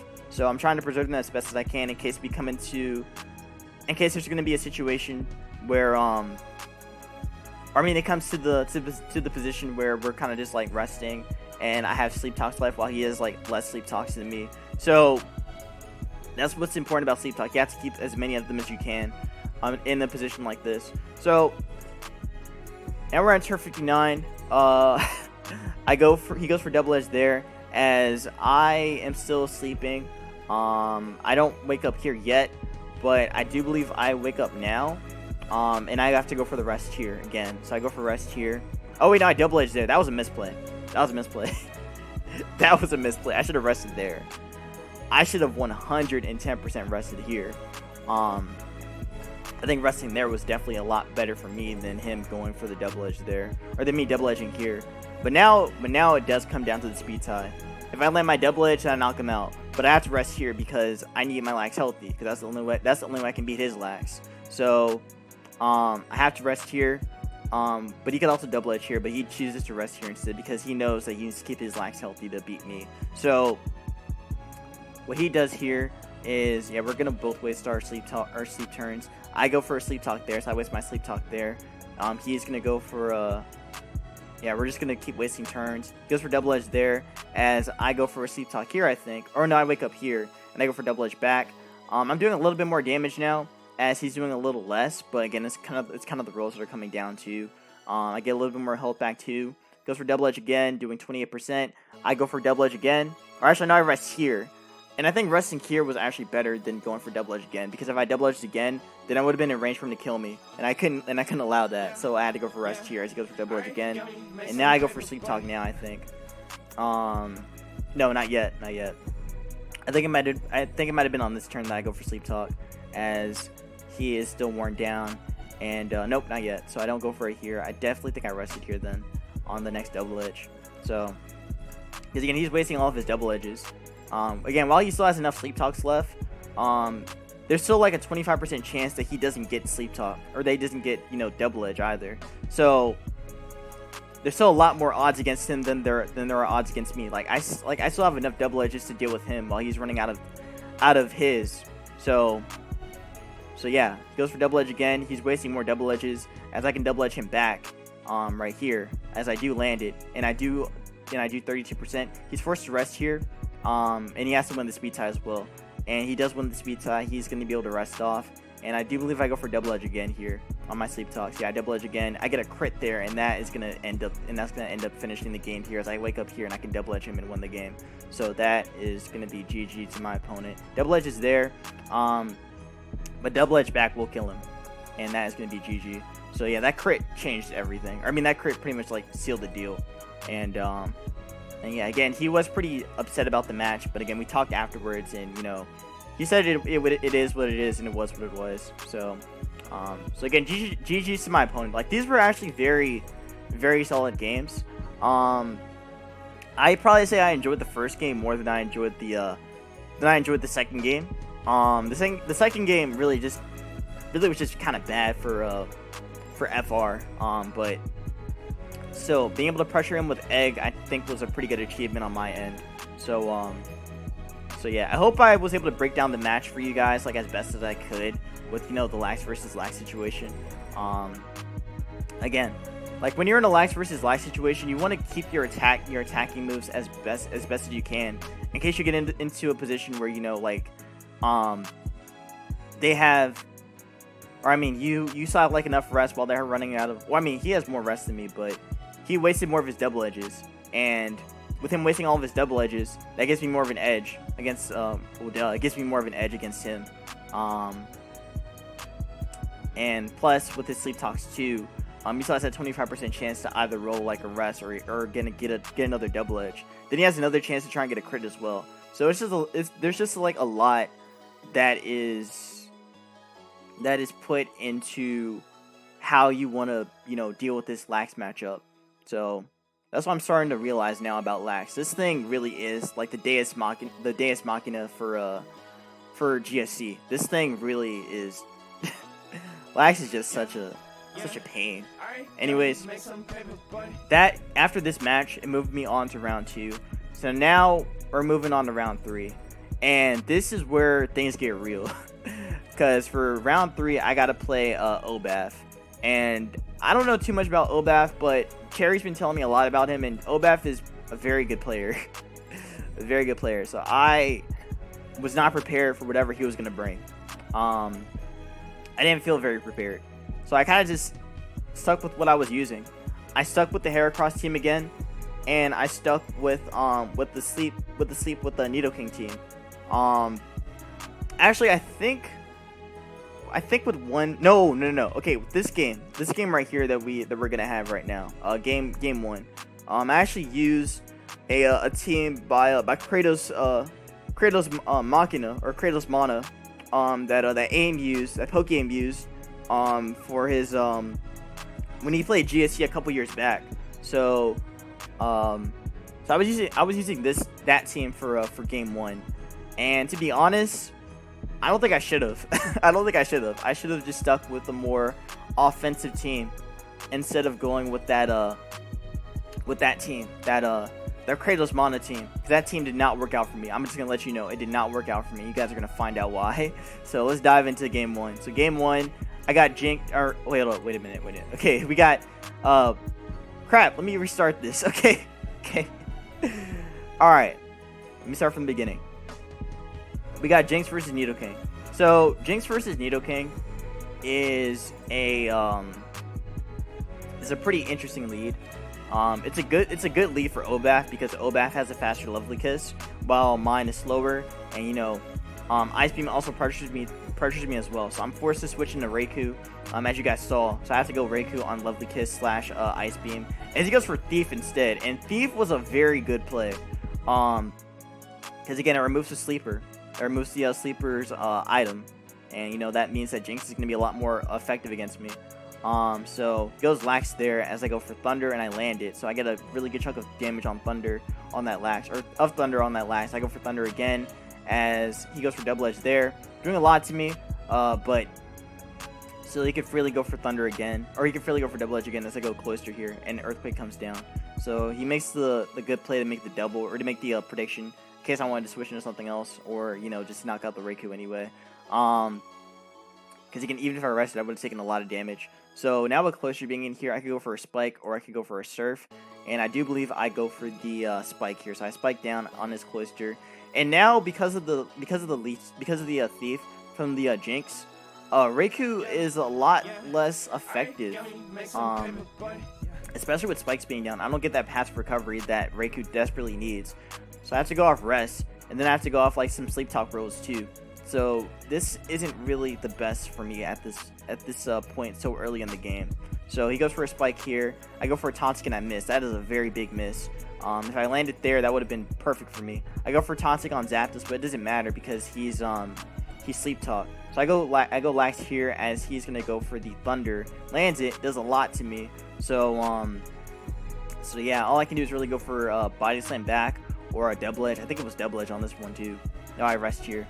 Rest is actually a better play for me to make, again, keeping this thing healthy, and also it does force him to go for the Golem there actually. So Golem comes in as I bring in Cloy. Okay, wait a minute, was this? Okay, no, I think that might have been the other game that I used the Kratos Mana team, so it might have been like a different game. So my bad for you guys thinking I was using the Kratos Mana team first, but it was actually in a later game. But yeah, so I bring in Cloy on the Golem, as now he's forced to switch out and go into something to take the Surf as he goes Zapdos there respectively, taking the Surf. So Surf comes down, does about 29%, so again, not too bad. What I can do is go back in the Lax, or I can go Raikou. Granted, Raikou isn't great, but that's the only switch I have, and I do go Raikou anyway, and he does make that prediction. So Obaf is just playing very aggro here. I have to go closer as he goes for the spin there. I go for a Spike again, so I get my Spike back down, but he still goes Zapdos anyway and can still pressure me. Or he goes Lax anyway, so I get my Spike. I could Surf him, or I could Toxic him, but he goes Gengar on Toxic or Surf. And I do go for the Toxic, and he catches that. So again, great play on Obaf's part catching that. And now what I have to do is go Nidoking, as what he's going to do is he's going to go for the Ice Punch on the switch in. And I'm just like, this man is real. This man is real. He really went for the Ice Punch on the switch in. Again, it was free because, well, Ice Punch or Thunderbolt were free. Definitely Ice Punch is better because my only switch in is Nidoking. I can't really go in the last because, you know, sleep.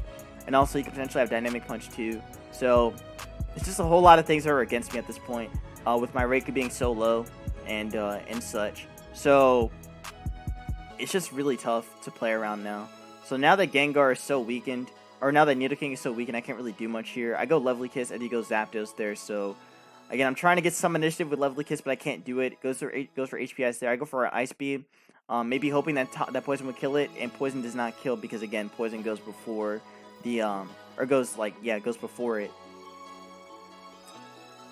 Goes before the damage or the turn. So that's why that didn't work out for me. And I have to go Raikou here and try and rest up here. But yeah, he could potentially Sleep Talk here and get a HPS or Thunder, but he does not get that. He gets Rest instead. And I go Rest here as he brings in Golem. And this is where things again get very shaky for me. So I have to go back into the Cloy as he can go for Spin again. And again, there's so much initiative, there's so much positioning that he's done that I can't really, get much out of. So I get my Spike down. Now I bring in Tar, as he can go for the Dynamic Punch. So he's making all the aggro plays, right now on the Dynamic Punch switch. So I was a raw play at his part going for that. If he did land it, then my Tar would have been useless. But unfortunately, because he missed it, because he missed twice, I'm able to pressure him with Pursuit. So now that I'm pursuing him down, with Tar, I can keep pursuing and keep trying to weaken him. So he's at 35%, and another Pursuit will knock him out. So he goes for it again. I go for another Pursuit, and he's pretty much letting the Gengar go. But I make a dumbass play. I switch out. Now, why did I switch out there? Why did I switch out? I think my mindset was if I switch out Tar, then I could take the Dynamic Punch with Gengar and then pressure him with I can pressure him with Gengar with my own Gengar back. Now, you would probably think that's a good play, but it's not. It's not a good play. It's not a good play at all. Tar's main purpose is to kill Gengar. That's his main purpose, but I didn't look at that. I didn't look at that at all. And because of that, I ended up suffering for it, and this Gengar's gonna be able to live. It's gonna be able to live to see another day. So that was a horrible play on my part. The way how I played the Gengar. So I go for Ice Punch on the Lax. Doesn't do very much. I could Boom here, but that's not a good play either. I have to Thunderbolt here. As Thunderbolt comes down, goes for a Rest there. He can't Earthquake me because I don't think Earthquake would even kill. But also, there's a lot more initiative he has there. So he's gonna Rest here. I have to go for the Roar and phase him out. As I do roar him out, Cloy comes in instead of Gengar, which I wanted Gengar to come in, but again, I missed my chance to pursue him, and because I missed that, I'm gonna get messed up by it. So I go into Cloy here on the Golem double. So now what I can do is just Surf, as Zapdos comes back in again and doesn't really care about Surf anyway, as he's Rest Talk. So I go Raikou, as Raikou can potentially HP Ice him. Gets his Sleep again. Re-rolling his Sleep turn. So what I do is I go for the Sleep Talk here, trying to get like a Thunder or something. I get a Rest instead, so Raikou's back to full again. But now what I have to do is go into Tar, as I can phase him out again, or go Gengar, which in hindsight isn't a good play, because I make the dumbest play possible. I think he'd go for Earthquake. He never went for Earthquake. He kept cursing, and that is where the game went south. That is where the game went south for me. That's where the game ended for me. I went Destiny Bond. Now, I'm not gonna lie, I don't know how to use Destiny Bond. I'm just gonna say it. I don't know how to use it. Like, I feel like Destiny Bond is a pretty prediction heavy move to use. And I think I have to have like a little bit more insight on using it. Like for one, just in terms of my matchup against or with my own Gengar against his Mons, Gengar is actually a good Mon for me to like keep in the back for later, because it still pressures with Ice Beam or with Ice Punch plus Thunderbolt. But for some reason, I thought throwing away the Gengar for the Lax was actually a good trade, which in hindsight it would have been if he Earthquake. It would have been if he Earthquake, but he never had the reason. He never had the reason to Earthquake. In his position, he had no reason to Earthquake. He just kept cursing. And again, that's like I said, that's where things go very south for me, because I tried to go for Destiny Bond on his Earthquake, but you know, it didn't work out. And now I'm facing a +2 Lax with Earthquake, and that's not good. That's not good at all. So as you saw, I wasted the whole 3 minutes trying to think about what to do. And this Lax is now at +3, and there's nothing I can do besides Surf, besides Toxic him. Goes for Earthquake, I guess I doubled, but I had no reason to double. I go for Surf here. As Earthquake won't kill, but Double Edge will. So Surf will come down. I get a crit. So at least I'm safe from that. I have to Boom here, but Boom won't even kill. He could also make the double on my on Gengar on the Boom. And he does make the double, and that's where things go very south. So so my Cloyster's dead. I have to pursue the Gengar now, because at this point I have to. This Gengar is becoming too much of an issue. He goes for Dynamic Punch and he lands it there. So that's where Karma hits me, and I still knock him out. But still, you saw that, right? If I suited Gar, this wouldn't have happened, and Tar still would have been able to pressure the Jinx. So would have been able to roar things around a lot more effectively with Tar. Right? I could have roared things better with Tar. And it just would have been a lot better for me if I just pursued the guard. But I don't know what made me think that going Dynamic Punch on on Gengar was a good play. I don't know what made me think that was a good play. Again, this Mon's job is to pursue, and I didn't do that. I didn't. So because of that, Tar's weakened and Golem's here and can Earthquake me. I'm faster than it. But because I'm not Surf, you know, I can't kill that. So I have to go Gengar as he goes for Earthquake on my double in case he went for Spin. But he was never going to Spin. Earthquake was always the play to make. I go Nidoking now. And I pretty much say GG at this point, because he has to slip Zapdos, so I can't go for Delta Kiss. I go for Ice Beam instead. He still won't wake up though. So he can still, you know, like waste turns. Goes for Sleep Talk there. Gets a Thunder Roll instead instead of waiting instead. So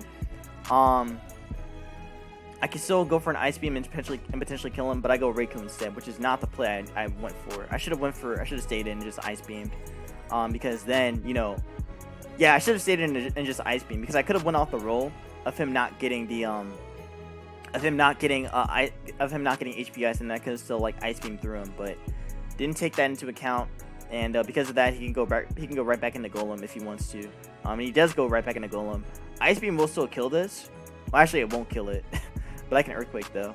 But he goes Zapdos anyway, as I go for Ice Beam instead.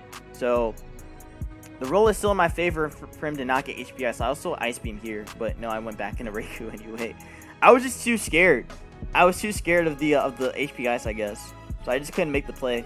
But Zapdos is still, you know, taking the damage. Golem's back in, and I have to hope I get an HP Ice here. And I actually do get the HP Ice, so that's great for me.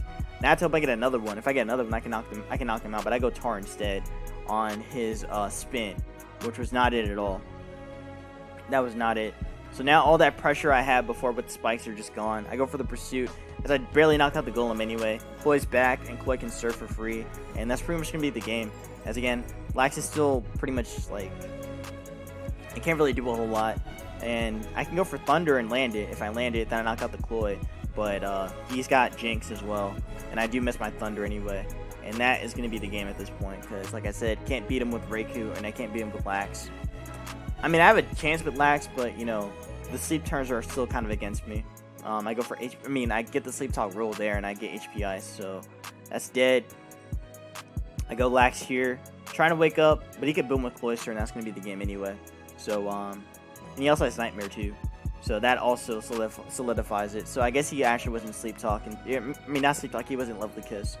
So so yeah, that's the one thing that really sucks when it comes to fighting Jinx or even Nidoking. I don't know like which mon's gonna be running lovely kiss. Like those two are very common to run lovely kiss. But when you see like a thief Jinx, it's just kind of a turnoff, or not. Well, I mean, it's kind of a turnoff for me because it's just like, okay, what do I do now? It's not lovely kiss. So for me, it's just like, how do I play around thief mons? I think that's the one. I think that's the new issue I'm trying to tackle now. Like, how do I play around thief?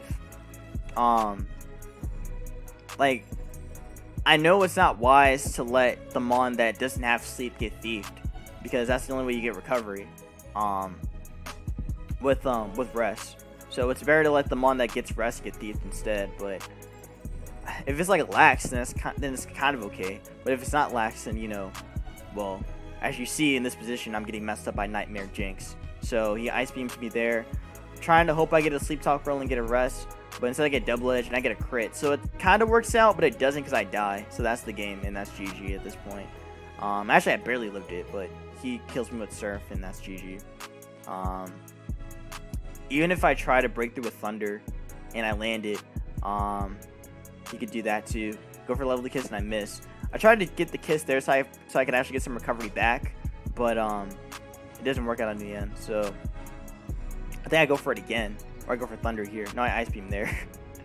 So you're just making all these doubles that are unnecessary. But yeah, I go for the lovely kiss there and I miss, and that's GG. So GG to Obaf for game 1. Like I said, my one misplay, or my two misplays were playing Tar and Gengar. Like, especially Gengar. Especially the way I played Gengar. Because Gengar, like I said, naturally put on a lot of pressure on him. Again, naturally did. But I really just threw the whole game by one, letting Gengar free, and 2, trying to set up a Destiny Bond on a Lax that's just gonna keep cursing on it. So it's all about positioning, I guess, with Gengar. Like, I really don't know when to set up a Destiny Bomb with Gengar. Like, I don't know if I'm supposed to set it up on the turn that they go for double edge and then they Earthquake, or whatnot. Like, if they start cursing, I'm not sure if I Destiny Bond. That's the thing. I'm not sure if I really do that. So he made the better play to go for curse there. In hindsight, like, Earthquake was also free too, but I guess maybe he suspected me to be Destiny Bond, which is why he probably made the curse play, or maybe he thought I'd switch out and go into Tar at the time. So I could kind of see why he made curse regardless of me going for Destiny Bond. So yeah. Again, I played Gengar terribly, and because I played it terribly, and I let Tar not pursue the Gar when it should have died a lot earlier, like turn 30 or something. Because the play when I switched out the Tar and went into a Gar. Yeah, it was like turn 30 something. Yeah, turn 31. I should have pursued it. Oh no, not turn 31. It was turn. No, it was turn 31. No, turn 27. Should have pursued it. Should have 100%. I should have 100% pursued it and knocked out the Gar. Then I wouldn't have been in the position where, you know, Tar would have died. So yeah. Anyways, GG's to Obaf for game 1. Now let's dive into game 2. So game 2 is a little bit interesting. I'm gonna say it now. It's kind of the same way how game 2 went down when I played FR. So just be warned. So game 2, we got Raikou versus Raikou. So Raikou on Raikou, Lax on Raikou. Got Thunder coming down, doing 27%. I have to go on the Cloy here, as I can take the double edge or whatever this goes for. I go for a spike down on the next turn, since, you know, I want the spikes down for these two right here, or just in general. Goes for the double edge again, as double edge won't kill me, but it'll do a lot still. But I could just surf here or just go for Toxic. So I go for the Toxic as he double edges again. And now what I can do is go for a Boom if I really want to. or I could surf him.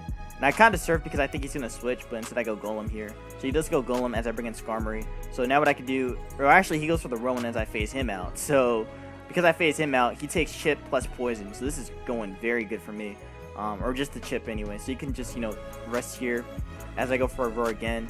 So as I'm looking at this team, I'm starting to realize that he might be some kind of stall variant, or he may be running some kind of stall on this team because he's got the Skarmory, he's got the rest double edging Lax, which I mean isn't saying too much because it could mean that he's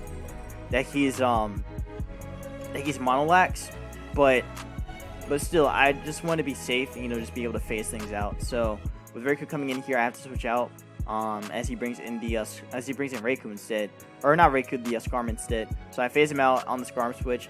I keep phasing as I want more chip on spikes, or I want more chip with spikes. So Lax is still getting worn down with spikes, which is still good for me.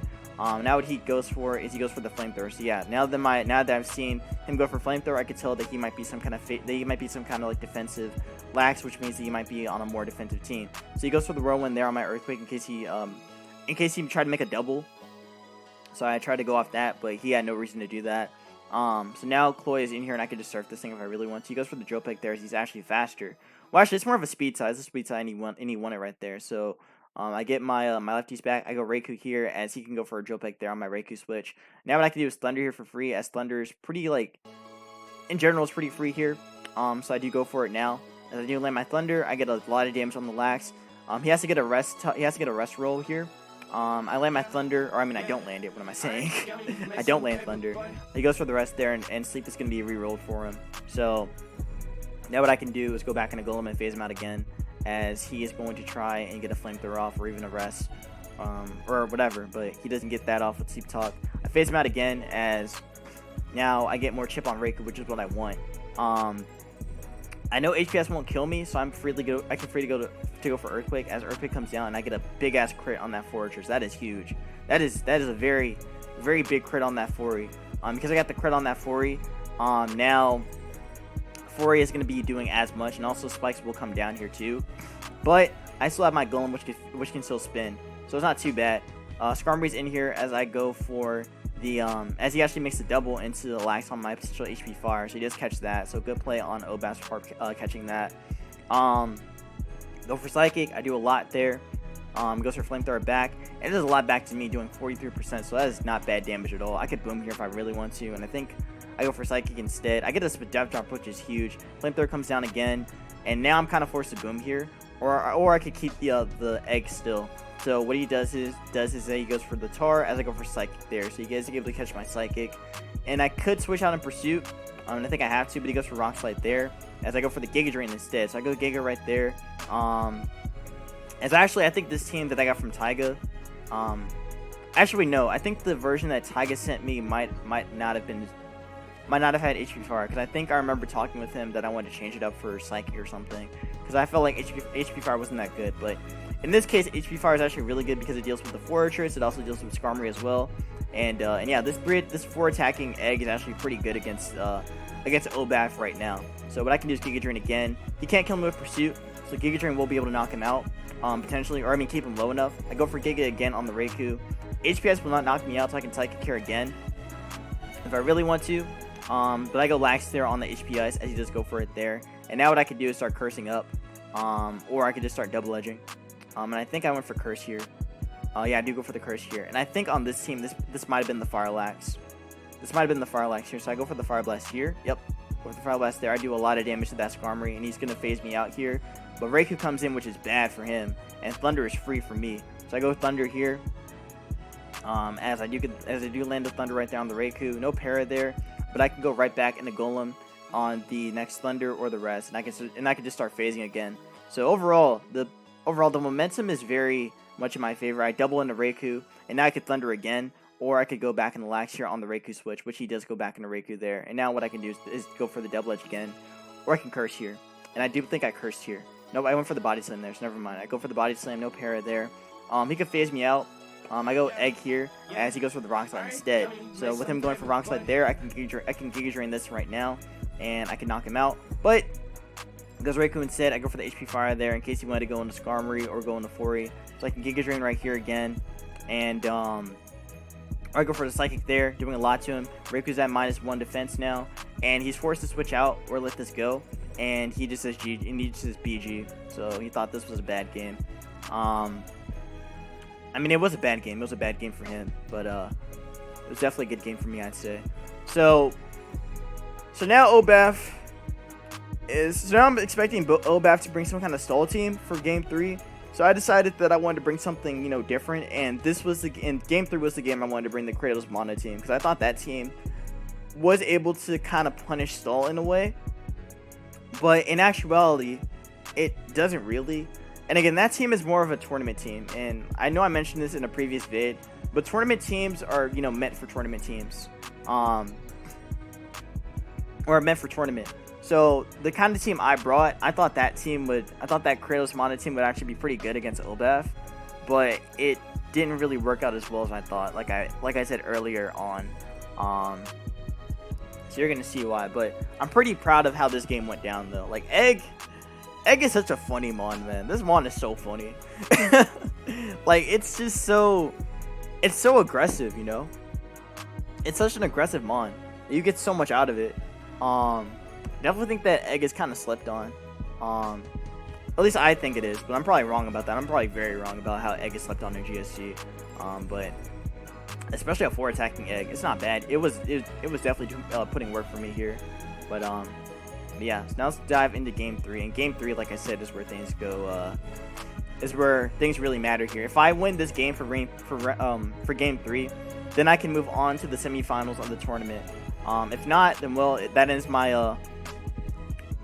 my my road, or my streak for the tournament. So let's dive into Game 3. So like I said, Game 3, I was using the Kratos Mono team, and I was expecting Obaf to bring some kind of stall team. Well, actually, it was two things. I was debating between. Okay, I was actually debating between like two different teams when I was gonna fight Obaf for Game 3. I was debating on the Kratos Mono team. I was debating on going back to the going with the Vape Boom team, so Vaporeon with the Boom offense, or Growth Vaporeon, or I was debating on using Lavos's Jinx team, but the one I chose was the Kratos Mono team because I thought that team would be pretty good against him. But anyways, Pori versus Lax is not a good lead. That's not a good lead. It's not. Because Curse Lax always beats Pori. Always does. No matter what. No matter what, it always beats Pori. It just, like, Curse Lax just does too much damage with Double Edge / Body Slam to Pori. So it's just really, it's just not a good matchup early on. So Pori versus Lax is not the matchup I wanted, so I had to bring Zapdos here as he brings in Mischievous. So when I saw Mischievous, I assumed that he was gonna run some kind of stall team, because Mischievous is kind of like known to be on stall teams, since it can since for one, it takes less. I'm not gonna say it takes less damage from Earthquake. I mean, it does because it's not Gengar, being super effective to Earthquake, so there's that. But I think Mischievous can do some other stuff like Spite, and I think Spite is actually a GSC move. Might be wrong though. But I know I have the team here, so yeah. Yeah, there's a couple things that Mischievous can do. It could be a Thiefer, or it can run Thief. It could also run Pain Split. So I guess it doesn't have Spite. I think Spite is more of like, no, it did have Spite. Okay, so it could Spite down to, like, Mischievous is a very unique mon for some stall teams. Like it's better on stall than Gengar is. Like Gengar, is more offensive, while Mischievous has a little bit better bulk than Gengar, and at least on the special side, and can pressure a little bit better. So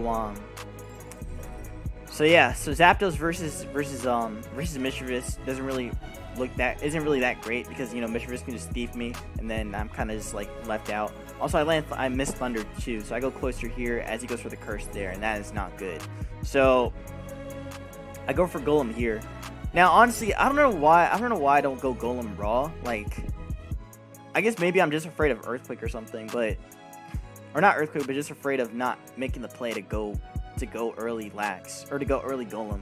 Like, I don't know what makes me think that going Zapdos on or leaving in Zap, or I mean switching Zap into Cloy is the play to make. I don't know why. I don't know what makes me think that's a good play.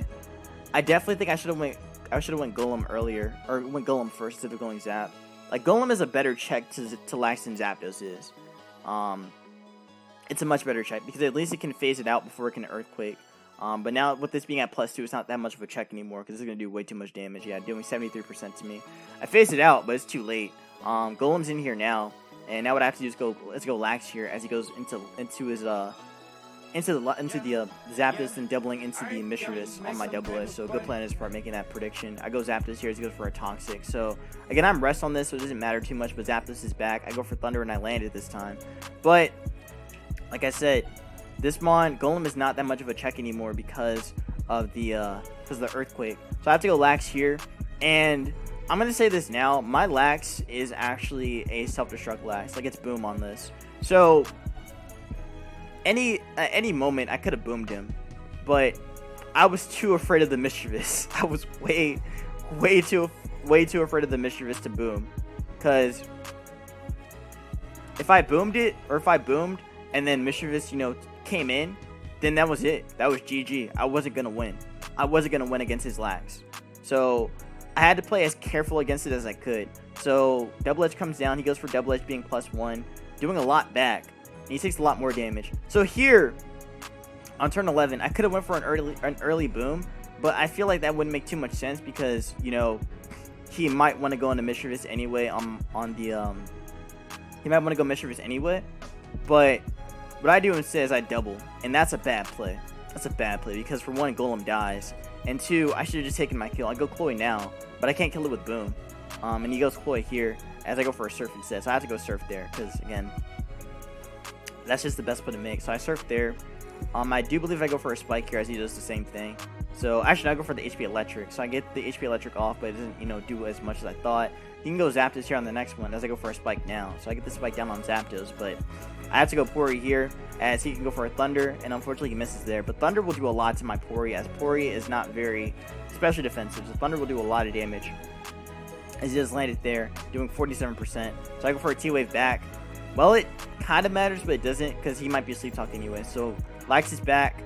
I go for my recover here, and I could double edge here, but even if I do, it won't do enough. I go for it. It does 29%, so it's good damage, but it's not enough because he could double edge back, and also he could rest back too. So it's not much in my favor. I have to go for an Ice Beam and freeze him. I don't get the freeze, and he rests there, and that's where things go bad for me. So I have to go Lax here, as he can just he's at +1 still. I go for a double edge, doing 26%. He's still at neutral though, so he will wake up on the next turn, and all I can do is just go back into Zapdos. I can't boom here. It just doesn't feel safe to boom here because that Mischievous can come in at any moment. Double edge comes down, doing a lot to me. I will die to poison on the next turn from Curse, or from the double edge as well.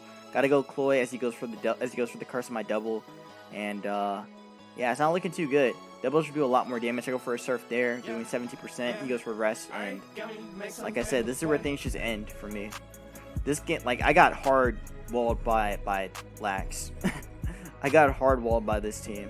Go for double edge, doing 17%, and he'll wake up on the next turn. So try to go for double edge again, or I go boom now, but like I said, it's too late. Cloy won't, but I could boom again, but he could just go right into Mischievous, and I know the Mischievous play is just so obvious, so I go for boom anyway, but it's over now. Can't win. It's GG at this point. I go Zap. I can Thunder it, but it's not enough, and he has Blissey anyway, and Blissey just walls me infinitely, so yeah, it was just some kind of very bulky stall team, or I guess semi-stall if anything. Yeah, I can't win, so that's gonna be GG to my opponent. Obaf. I go for Surf, doesn't do enough. He goes Cloy. I go for the growth there, and I just say GG at that point. So, or I forfeit at that point. And not much I could have done here, honestly, or there wasn't much I could have done. I do think I could have prevented the Curse a little bit earlier had I went for the Roar, and also if I did boom, then maybe I did have a shot against him. maybe I did have a shot against him. If I boomed like a lot earlier, like turn 11, I think might have been the play to boom. If I boomed there, yeah, if I boomed there, then I think I might have been able to run through him with Zap plus Vape, and even the Porygon as well, because Porygon definitely could have been more effective here. With double edging through the Blissey. Yeah, with double edging through the Blissey.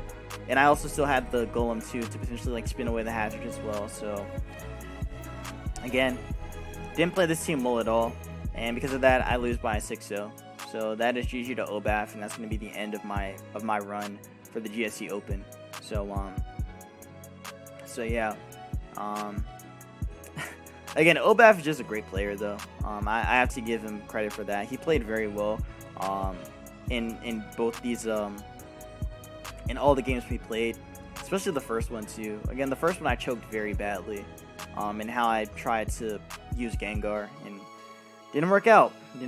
So I guess note to self, and also to you guys watching this video: never let Gengar go if you have a Tar on it. Like, if you got Tar on Gengar, just always Pursuit. There's no reason to just switch out. There's really no reason to switch out, because if you do, Gengar can come back and haunt you. So yeah, because that thing definitely fucked me up when I tried to make the prediction, or when I tried to catch the Dynamic Punch with Gengar. That was not it. Like, if Tar died, if Tar did drop to the Dynamic Punch after, or to the Dynamic Punch plus Thunderbolt, then I think I still would have been in a fine spot, because he would have been forced to try and spin with his Golem in game 1, or whatever his spinner was in game 1. And you know, the Gengar was still low anyway and would have died to Spike. So that's what I was thinking. That's what I should have just, you know, went off of. Like, but yeah, this game was just tough. Again, I couldn't pressure the Lax early. And again, just Pori versus Lax is not a good lead at all. I think if anything, I probably should have just led Lax on my own. My own Lax would have actually been better here. Or I mean, my own Lax being a lead would have been better against him. But it's just kind of, you can't really, you know.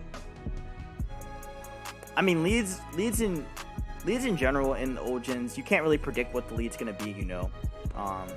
That's why you have to have like a little bit more knowledge of the meta before you can actually assume like what lead could be what lead. I guess, but at the same time, you can't really assume that, because it could have been anything.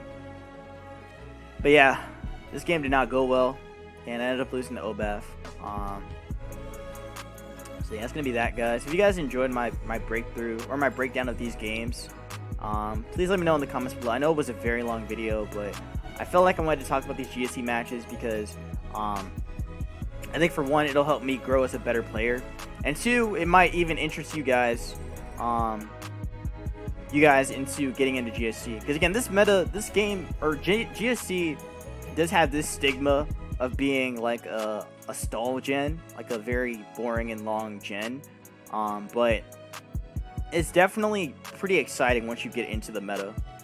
So I do encourage people to play GSC. It is a fun meta to play, tournament wise, and I mean just tournament wise, because the ladder's kind of like dead, but but yeah, again, GG's to OBAF, and hopefully he does well in the semifinals. I know one of the guys in my Discord, Taiga, he's actually in the semifinals, so you know, hopefully Taiga does well.